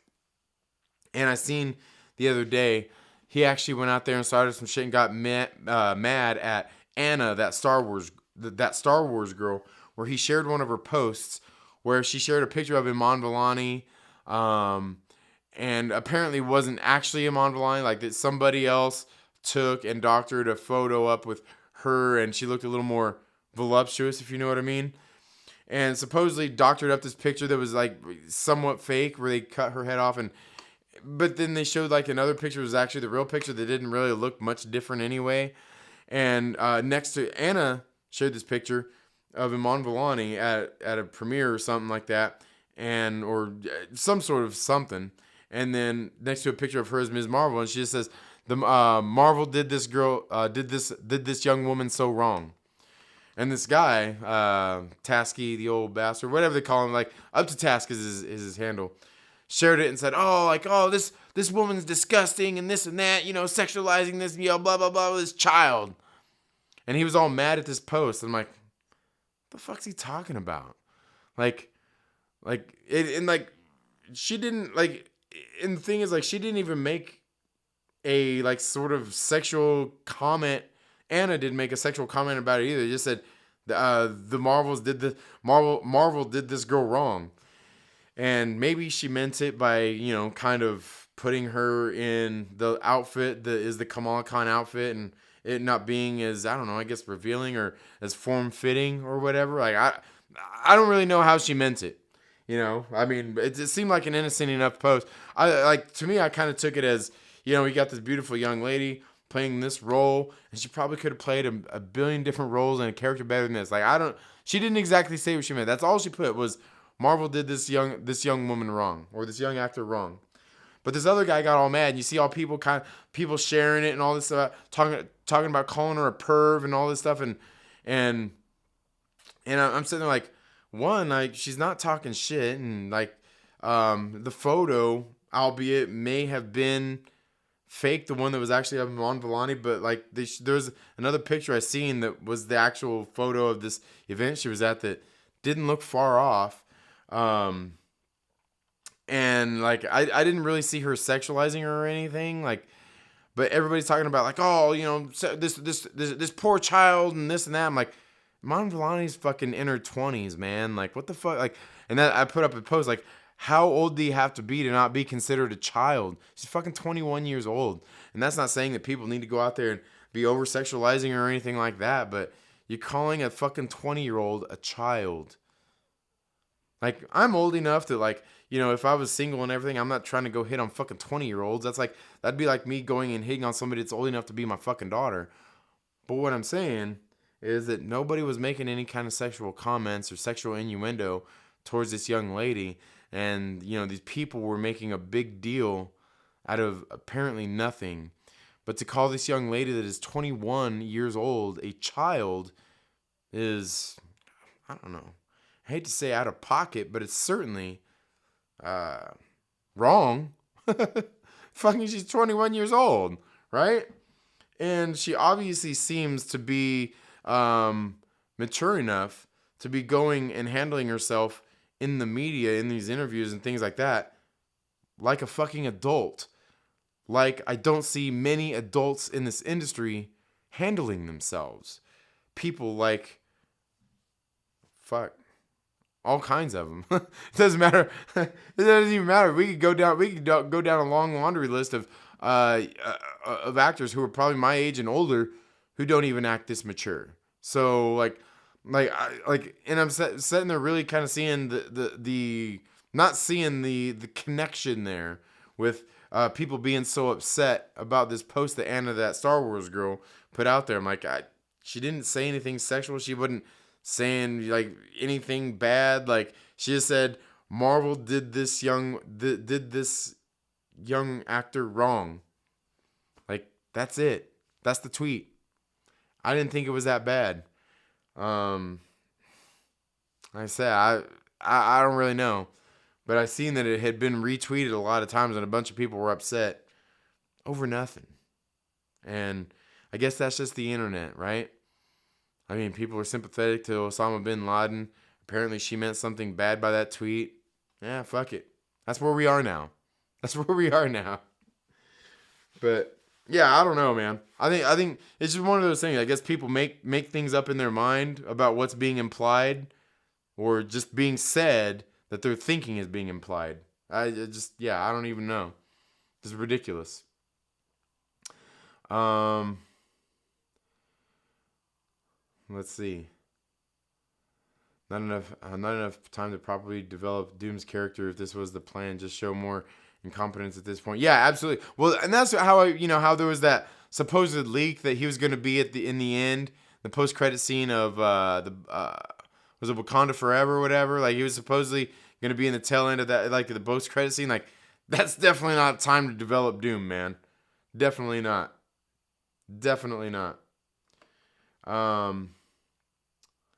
See, the Razorbacks beat FIU. Woo, Pig, Suey, Razorback. I don't even know what that is. I don't watch soccer. Trinity loves the new Robin Hood TV series. I've never even seen it. I've never even seen it. I wouldn't even know about it if Mark with a C hadn't been talking about it. Peter Parker is Spider-Man. Miles Morales. Yeah. Well, here, how about we put it this way? Peter Parker is Spider-Man. Miles Morales is a Spider-Man. He's not Spider-Man. He's a Spider-Man. Peter Parker is my hero. Yeah, because his name, right? Ferris Bueller, you're my hero. Danielson from Karate Kid is also one of my heroes. Yeah. Morbius film was actually good. Yeah, I haven't watched it. Watched it, loved it, very loyal to the comic character origins. Okay. Well, I mean, at least they did that. Mon is invested in the character. Yeah, exactly. I joke about Morbius in many ways, but even I took some positive points out. I think over editing can legit be a thing. Yeah. Brian Mccann, need to be rated R, and third act was kind of meh, but yeah, origin was very accurate. All right.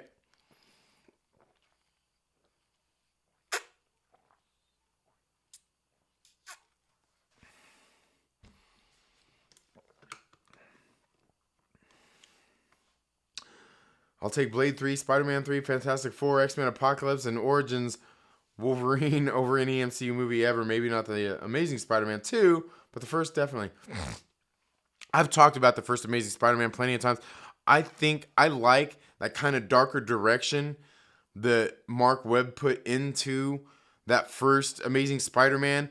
Like, cause I remember seeing it in the theater and shit, and I remember, like, even to this day, I go put it on right now. I'll be like, fuck, man, I love the scene where after Ben dies, he has all his shit and he's going out trying to round everybody up, trying to find out the guy who did it. But then the scene where he actually sneaks into the car and he's fucking with the guy, and then the cops show up. Like, that whole scene right there was fucking great. Because he's sitting there with the guy, and it kind of took a dark turn. He fucking was sitting there fucking with the guy, and then they got outside the car, you know, and the guy pulls the knife. He's like, oh, I'm so scared. You got me. You know, I'm scared of small knives. You know, and then he fucking, I think, was that at the point where he fucking webbed the guy's mouth, and then you just seen, like, it turned in and looked on him, and he's like, the way it fucking pans in, it looks dark as fuck, man. Like, you can tell Peter means some motherfucking business. And he walks up there, and that's when, you know, he starts fucking kind of beating on the guy, fucking cuts the thing on his mouth to get him to talk. You know, the web opens so he can talk. Like it kind of took a dark fucking turn there. I'm like, holy shit. Like, it's fucking great. That's great. But I don't know, man. Like, there's some MCU movies that I think are fucking great, though. There are some MCU movies that are great. Like, me, one of my favorites, and I think it's overlooked. People talk about Captain America, the Winter Soldier so much. The Winter Soldier is a fucking great movie. But I think the first fucking Captain America movie is fucking phenomenal. Fucking phenomenal. First Thor movie, love it. Love the first Thor movie. Obviously, Iron Man, the first Iron Man is the best one. My favorite is Iron Man 3, though. I really do like it. I like the first Ant-Man movie. It's fucking great as fuck. But I'm definitely not into Peter Starker so much. Peter Starker is, meh. Yeah. Back to the Future is the best science fiction movie ever made.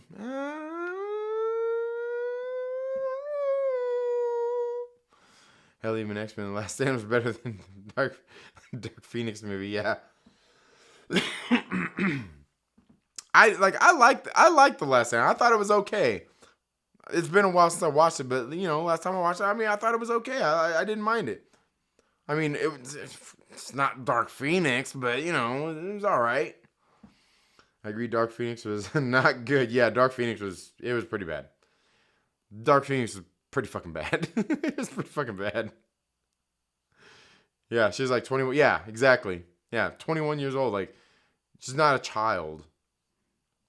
21 is old enough to buy bread. Yeah, exactly. So now these freaks care about children all of a sudden. Exactly, the Dark Archie. Exactly. She'll probably be put on the casting couch. Dixie, you're terrible. You're terrible. We must protect her at all costs, Trinity. Yeah. What's up, Obi-Juan, the homie? Hope all's going well with you. But yeah, no, you know, like when a couple of people actually brought context to the tweet, to which, like I said, the accounts I see tweeting it are kind of like, I don't think that's what they meant, but maybe they did in this instance, and I'll agree. We need more young actors, just actors in general like this, who are just enthusiastic and just there having fun, ready to make movies, and not having to say dumb, controversial shit just because they're fucking being interviewed or because they have an opinion on something that everybody has to take so fucking serious. Like, look at that shit that what's her name is going through, because the stuff she said about the war going on over there. You know what I mean? Fucking, what was her name? Selena Gomez. Like, they fucking drug her through the fucking, yeah, they're dragging her through the dirt over some dumb shit. Like y'all fucking, like,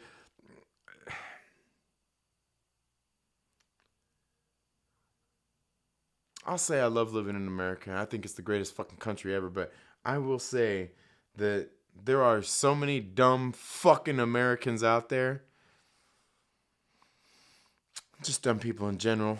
You guys have heard me talk about this many a times, that it just makes us all look bad. And we're really not. Some of us are actually pretty fucking sensible. Oh, man. I hope you're doing well, Obi-Wan the homie. I hope you're doing well, my brother. You know, you fucking Miss Marvel is the best character you got. She's probably the best one they got right now. And, I think MCU Ms. Marvel is actually better than comic book Ms. Marvel. Well, comic book Kamala Khan Ms. Marvel. Comic book Kamala Khan. Like, if you're talking about OG Carol Danvers Ms. Marvel, she's fucking great. Like, she was great. You know, we were actually having a conversation on Twitter about that. Somebody shared it. And I was like, you know who would have been great? If the MCU would have started with OG Carol Danvers, like when she fucking started off clear back in the day, like her original OG run, where she had the like fucking funny suits and shit like that.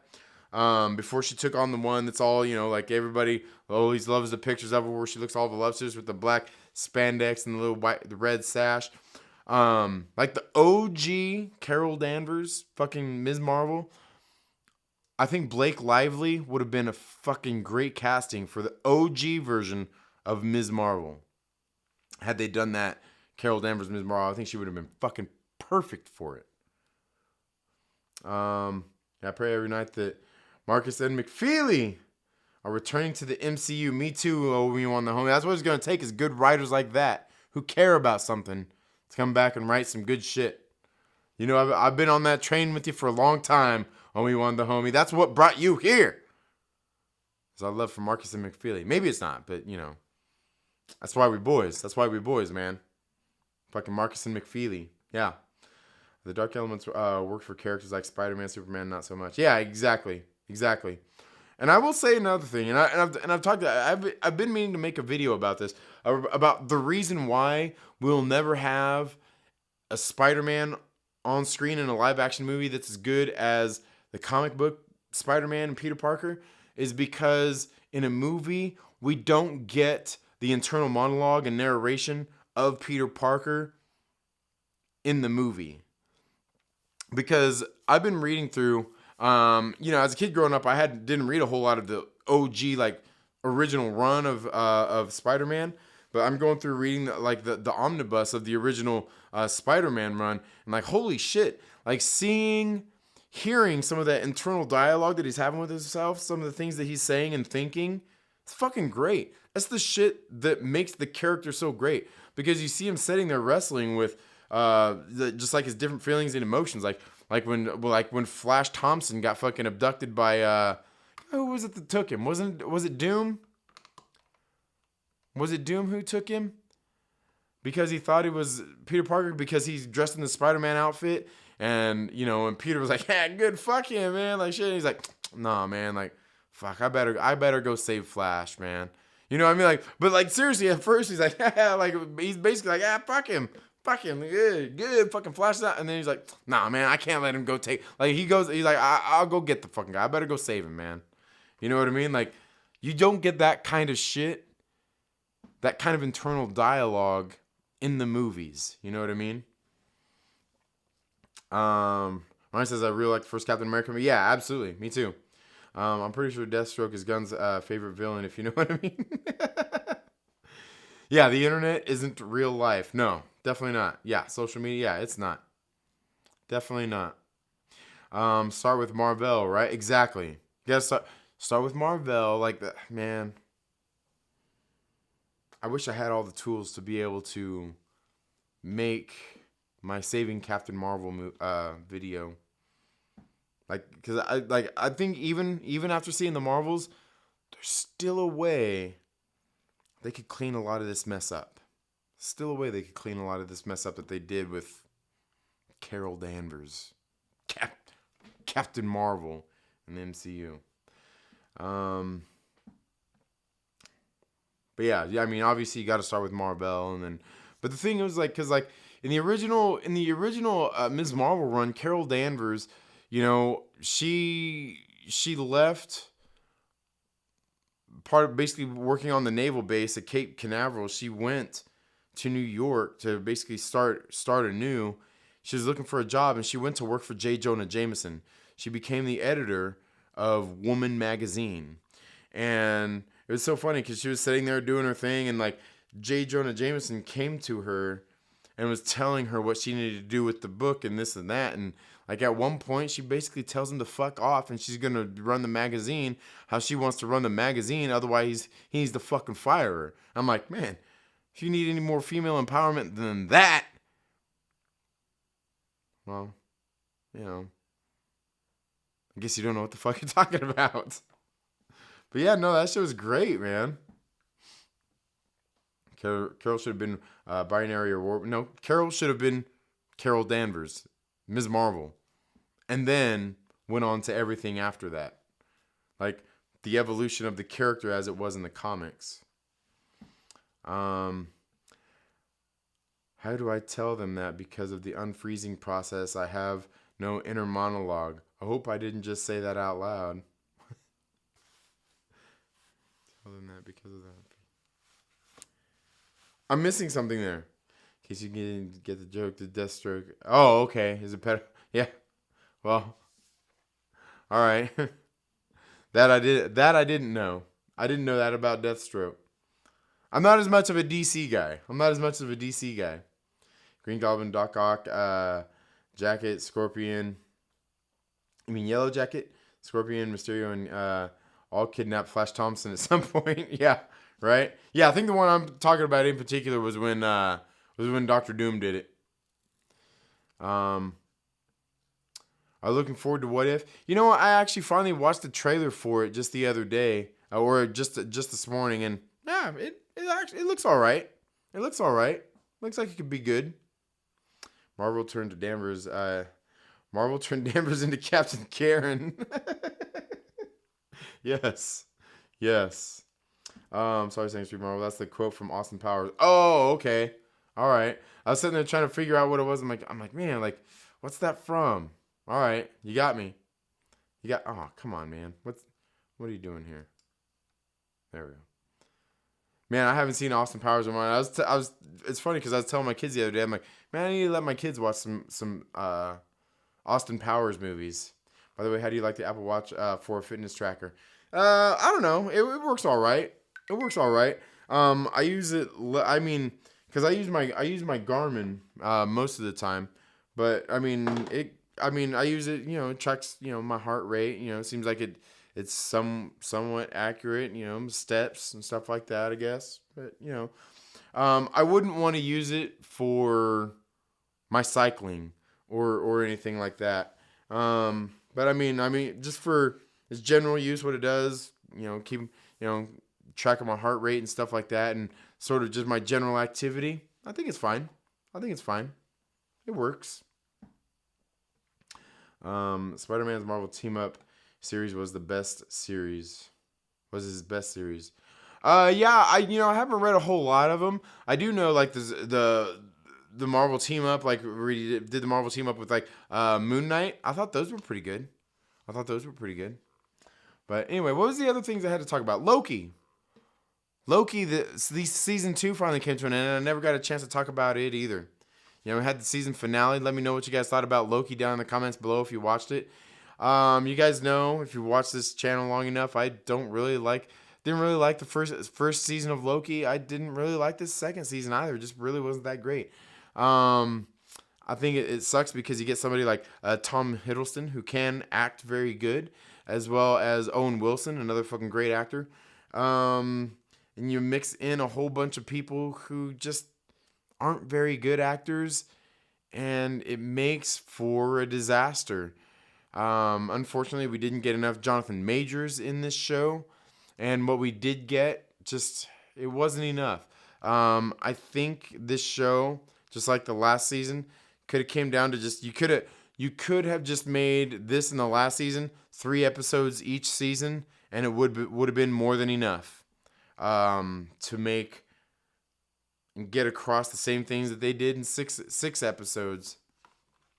The season finale, I think it felt rushed. I think the end was very unsatisfying. I know a lot of people like it.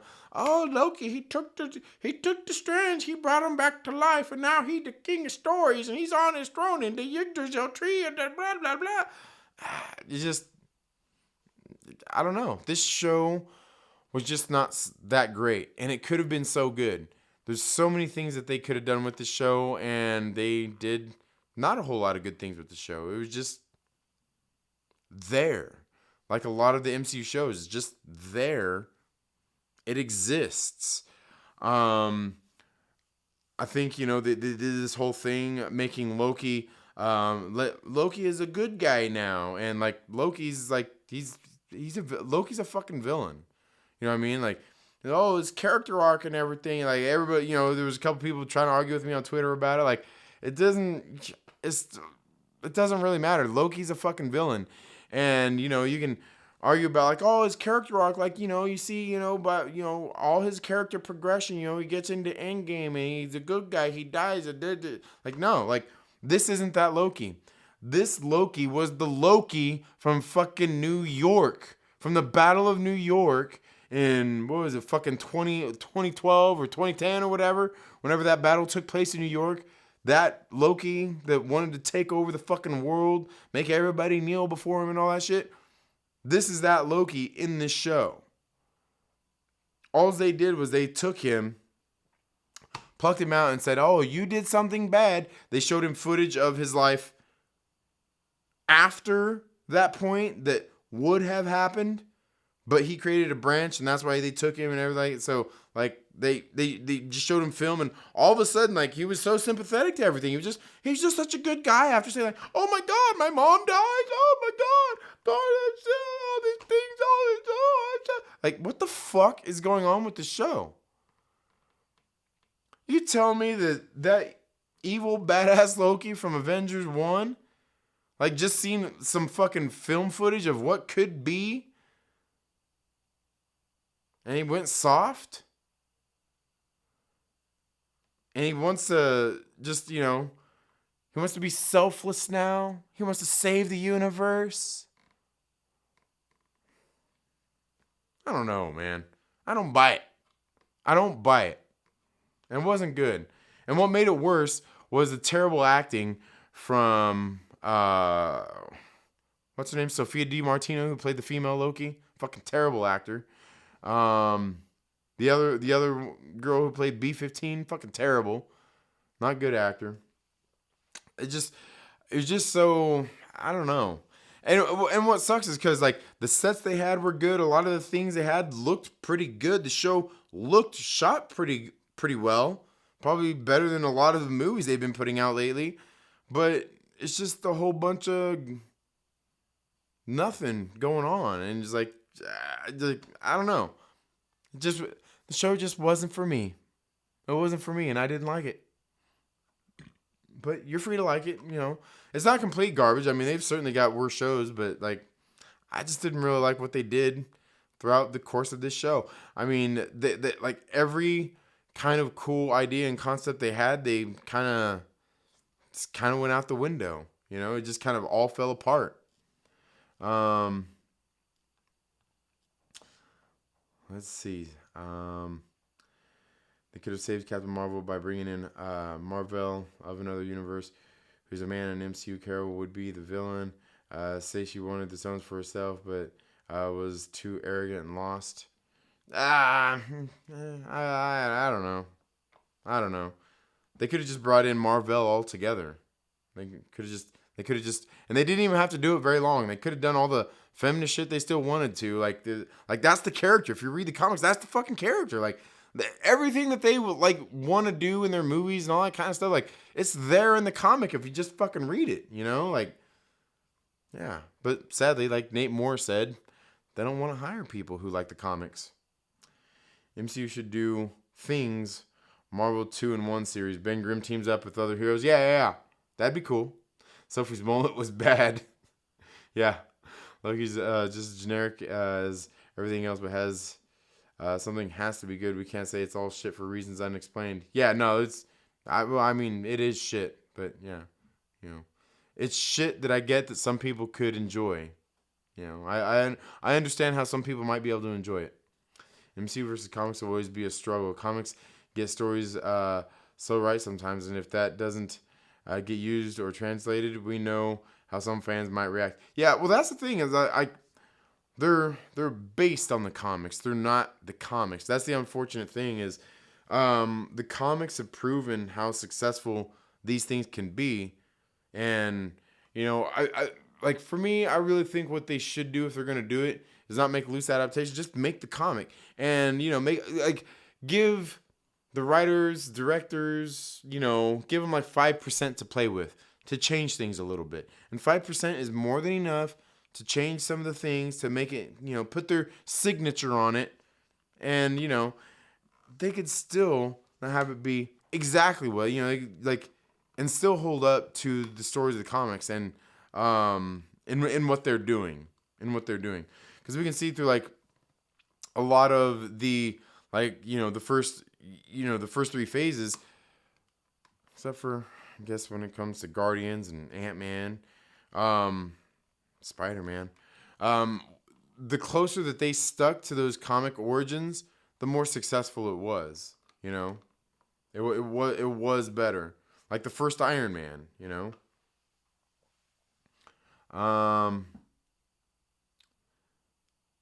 Let's see. Data was legit in Loki. Oh, you're talking about what's his name? Ki-Hu Kwan. Like, you know, that was another thing. Like, I think he's an okay actor, but even in this show, I'm like, I just don't know that he's like a great actor. But he did what he was supposed to do, and in this show, I mean, I think he was just basically being Ki-Hu Kwan in this movie. I think that's just him. You know, like when you see Danny DeVito on something, that's just Danny. It's just Danny DeVito being Danny DeVito. You know what I mean? But Danny DeVito can actually act. But and you get that feeling that that's him. You know what I mean?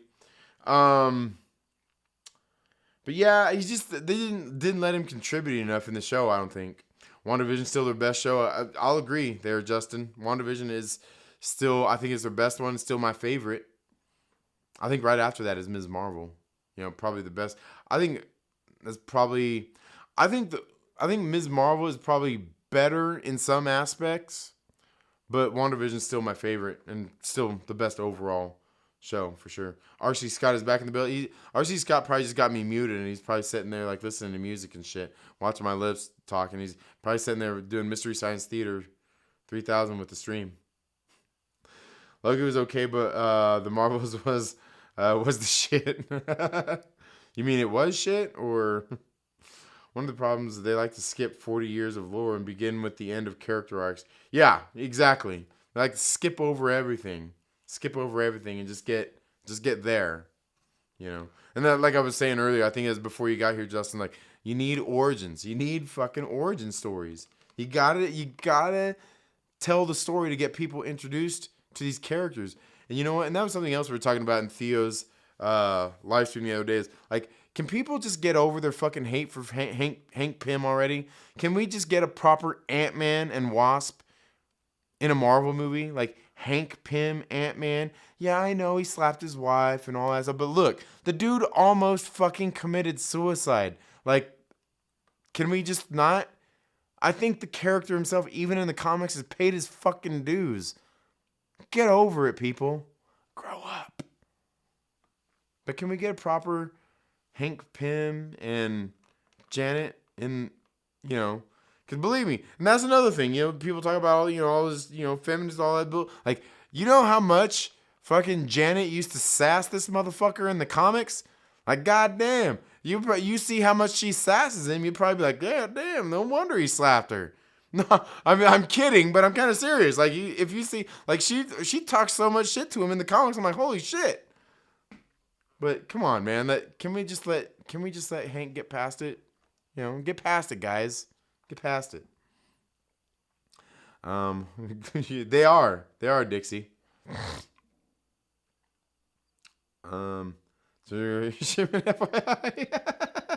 Daniel. Oh man, that's funny. 60 years, 20 years doesn't matter. They like to pull from new shit, but based mostly on the shittiest writing in Marvel Comics. Yeah, exactly. Yeah. You know, I know some people are going to not like this, but they're going to pull from Hickman. Oh, Hickman. Jonathan Hickman, he's all right. I think people think Jonathan Hickman is way better than he really is. If you ask me, 5% is too generous. Yeah, I mean, it should probably be more like 3. But you know, we'll give him 5. So anyways, I started blasting. What? Blasting gear? Like you're on the gear and you're getting all buff now? All right. Hell yeah, Brian McCann. How would you feel if they tied the X-Men 97 cartoon to the Marvel's post-credit scene? Ooh. Yeah.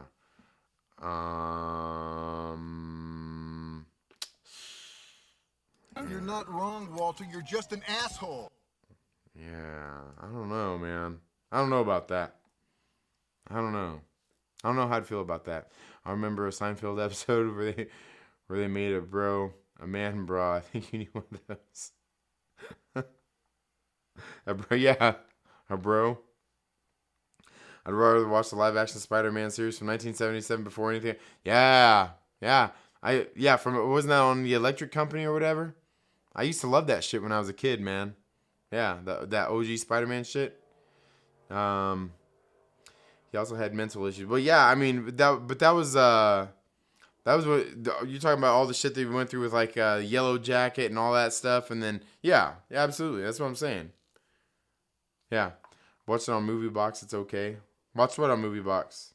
The I don't know. Oh, you mean the Marvels? Is that what you're talking about? The Marvels, or are you talking about Loki? Japanese Spider-Man 2, or yeah. Spider-Man. Yeah, I liked there's a Marvel actor in the movie, and the family was kind of funny. Yeah, exactly. Yeah, most enjoyable part about the movie, really. Most enjoyable part. Absolutely, Luca. Agreed. I feel like, was there anything else I wanted to touch on tonight? I think that was it. Was there anything you guys wanna chop it up about really quick before we go? Like Dixie was saying, you know, I probably do need, you know, my I've been getting my push-ups in, so my chi-chi's probably grown a little bit. I probably do need a bro, you know, get a little bit of support going on there. Yeah. You guys want to see him? You guys want to see? No? All right, that's fine. I've been growing them though.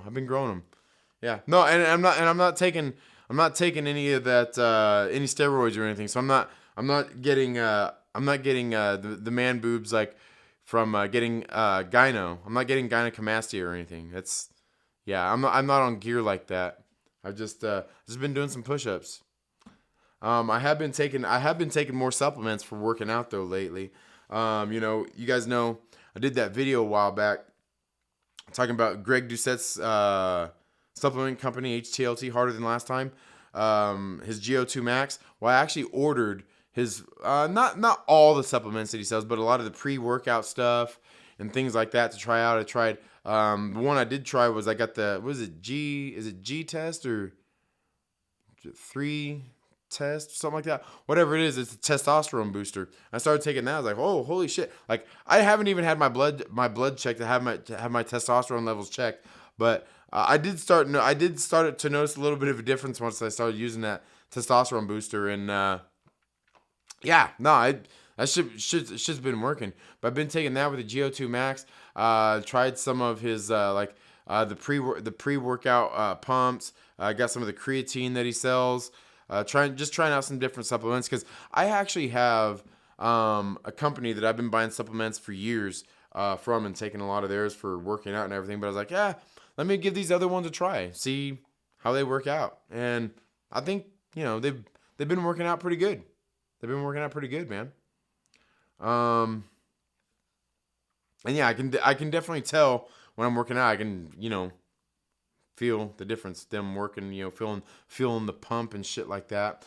But the other thing I've actually been looking at, you know, here over the past few weeks is I've been looking at different workout machines because like one of the things I want to get, I don't have a bench, so I can do bench presses or a squat rack. So I've been looking at different power racks that I can get, you know, so I can do some bench and some squats. But then I was looking at some other things I wanted to get too, like a functional trainer, which if you guys don't know, a functional trainer is basically like the cables. So where you can do like, you know, like lat pull downs. You can use them, you know, do, you know, they adjust. So you can do like rows, like cable rows, fucking like cable flies, just different shit like that. And I definitely want that too. So I've been kind of looking at all these different ones from like Titan Fitness, Rep Fitness, Rogue Fitness. I know like there's other companies out there that have, you know, like cheaper, more affordable models and shit like that, like Major Ludi. There's, you know, I've been watching a lot of garage gym reviews here on YouTube. What's up, everybody? This is Coop from Garage Gym Reviews. Yeah, you guys watch Coop? Anyway, I've been watching a lot of his videos talking about a lot of these different ones to try to find the right system for me, because like there's different ones out there. Like I found one like from Rep Fitness. I can get this one that's pretty nice. It's a nice setup. It's got the power rack, and then you can add shit onto it later. But then I'm looking like, okay, because I've seen this one from Rogue Fitness that's called the Monster Cave Light that comes with it comes with the power rack, and it's got racks on the outside that's got the weight stacks on it for the functional trainer, so you can do the cable rows, the lat pull downs, and all that bullshit. Comes with the full functional trainer, and it's like, I don't know, I think it's like $6,000, a little over $6,000 for all the shit that I want that comes with it. Not really for any of the weight, except for the weight stacks that come with the functional trainer, but it's about $6,000 for all of that shit. Versus me going and piecing something together from like Rep Fitness, where I can get this power rack, and I can add on all these attachments later that, you know, like by the time I build it all, it may cost more money. You know what I mean? So it's like, should I just get the full fucking thing, just drop the full amount of money and get the one from Rogue Fitness and have it all there, which could be a bigger system than if I got the one from the other place? Like, I've been looking at so much and seeing that there's so many options out there. Like, I've kind of been stuck in this loop. Like, man, what do I want this? Do I want this? Do I really need all this stuff? Could I just get this cheaper one? And will it work? Because, like, that's the cool thing about the Garage Gym reviews, is seeing where he's going and testing a lot of the different ones. Like, you know, I might be able to cut some corners here and there, but will I be happy with it by the time I want to buy different attachments and things like that for all the different workouts that I'm going to, you know, want to do? Like, because I do know the one thing, and I was talking to this guy at work about it too, is like, I do definitely need the power rack so I can do squats and do bench press. Absolute necessity. But then the other thing I absolutely know that I want is the functional trainer with the cables, so I can do fucking cable shit. That's the bare minimum. That's the basics of what I need. And I see some of the other ones, I'm like, but like cutting this corner here, that corner there, like, will I be satisfied with it in the quality? And will, by the time I may or may not want to get more stuff to add onto it later, will I be happy with it? You know, what's the, like, upgrading stuff later to get, you know, basically a nicer system out of it? Like, what should I do? Is what I've been looking at. And I think I've come to the conclusion I just want to drop the full amount of money on the Rogue Fitness fucking Monster Cave Light, and just because it comes with everything. It comes with the power rack, comes with everything, like the fucking, you know, thing, so I can do like the lat pull downs and all that shit. It comes with the fucking, you know, the chin up bar, you know, and all that stuff for doing pull ups and all that stuff. So like, it comes with everything. You know what I mean? And, you know, it's kind of what I'm wanting to go with. But again, I do still kind of ask myself, like, do I need all that? Can I do and deal with a little bit less? Can I spend a little bit less money? But then that, like I said, going through and looking at some of the other companies and what they have to offer, if I build up pieces, if I, you know, buy this rack and all these add-ons and stuff like that, am I going to spend just as much money as if I bought the one that comes with pretty much everything I want? You know what I mean? That's always the hardest thing. Is like, shouldn't I just get the full thing that I want? I mean, I should, right? I think I should. I don't know. Tuku Spider-Man's base reswap Spider-Man. I don't know which one that is. In closing, if you're feeling yourself in the shower, be sure to check yourself for lumps in all seriousness. Yeah, that's true. You're not wrong there, Daniel Fisher. I think Iman can carry if they do Young Avengers with Kate. Yeah, absolutely. I mean, she at least has the charisma anyway. Should you show your feet for the TSWG fans? Oh, man, show my feet, huh? All right. There you go. There's my feet. Grayson Brother is starting to get lift a little bit, but starting a channel killed that, right? Now, you know what? Just lift a little bit. Just start with a little bit, get consistent in a little bit, and then just add a little bit more. Add a little bit more as you get time. Yeah, that's all you got to do. Gyno gives man boobies. I forgot. No, Gyno is man boobies. Yeah, no, steroids give you man boobies. Yeah. Is that a satanic tattoo on your shoulder? No, it's a thraxogram from Anthrax. Just notice the star tattoo. Yeah, no, it's a thraxogram. Anthrax, it's a band. You see got the little Anthrax A in there. Yeah.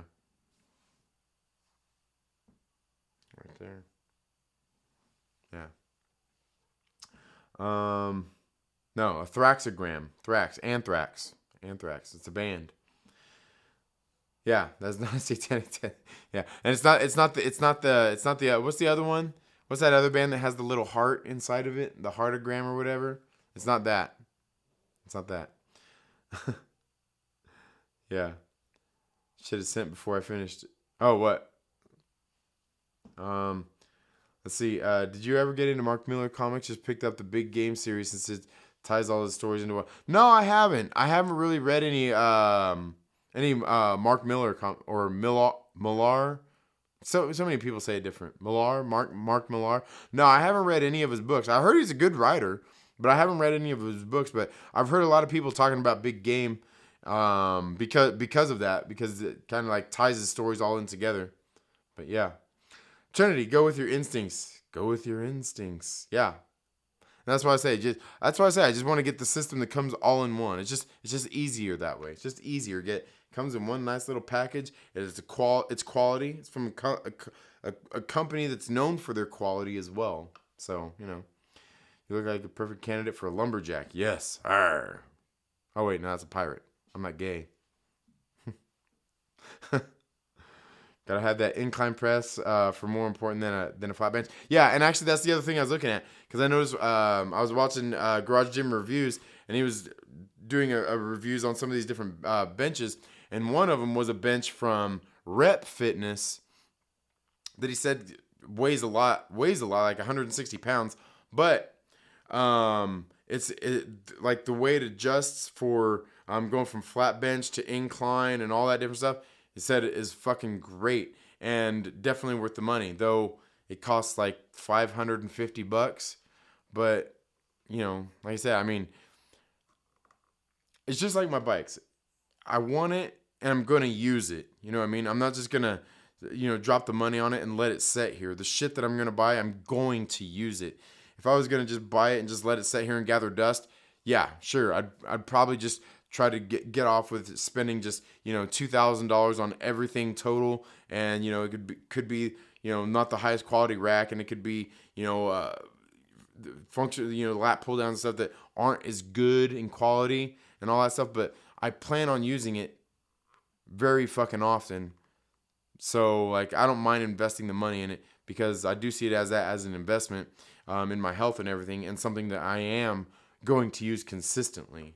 So, yeah, definitely want that incline, too. Incline and decline. Yeah. Incline and decline. But, yeah, certainly incline is just as important, if not more than just a flat. Had an idea for Marvel where they start from the beginning back in the stations, just go from there, adapting everything in animated series and just turn it bigger stories. Yeah, exactly. Trying to be a baller and spend that cheddar. Right? Yeah, Anthrax, exactly. Toku is Japanese Spider-Man. Tokusatsu is a Japanese style of film and TV, like Super Sentai Godzilla, Kamen Rider, and King Kong. All right. Yeah, Anthrax, Slayer, Megadeth, the big three. Yep. Oh, I guess it was the big four, because Metallica was in there too. The big four. Yeah. Never really listened to Anthrax that much. Cow disease. No, it's not a cow disease. It's a band. It was a band before it was a cow disease. Know your history. Revisionist history. All right. Yes, exactly, Daniel. Thank you. Thank you for stopping by. Thank everybody else out there for stopping by. I think it's been a pretty good stream. As we've sat here. We talked about shared pretty much most of my feelings on the Marvels movie. I was on a stream with Chillmonger last weekend. We talked about that in a live stream over on Chillmonger's channel. If you haven't, go check that out. And we talked a little bit about some of the Iman Vellani. I don't know. I guess protect Iman Vellani. And then we got into a little bit more. We talked a little bit about Loki. Then we talked about my man boobs and my working out and me wanting to buy some workout equipment, more workout equipment. But anyway, guys, thank you all so much for being here today. And if you're not already, subscribe. You know, do all that good stuff.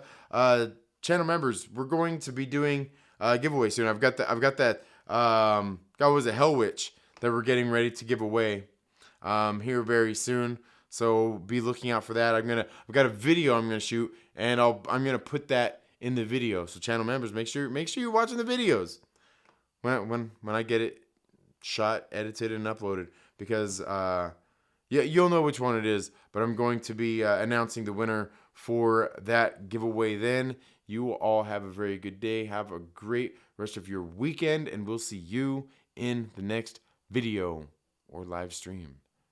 Later.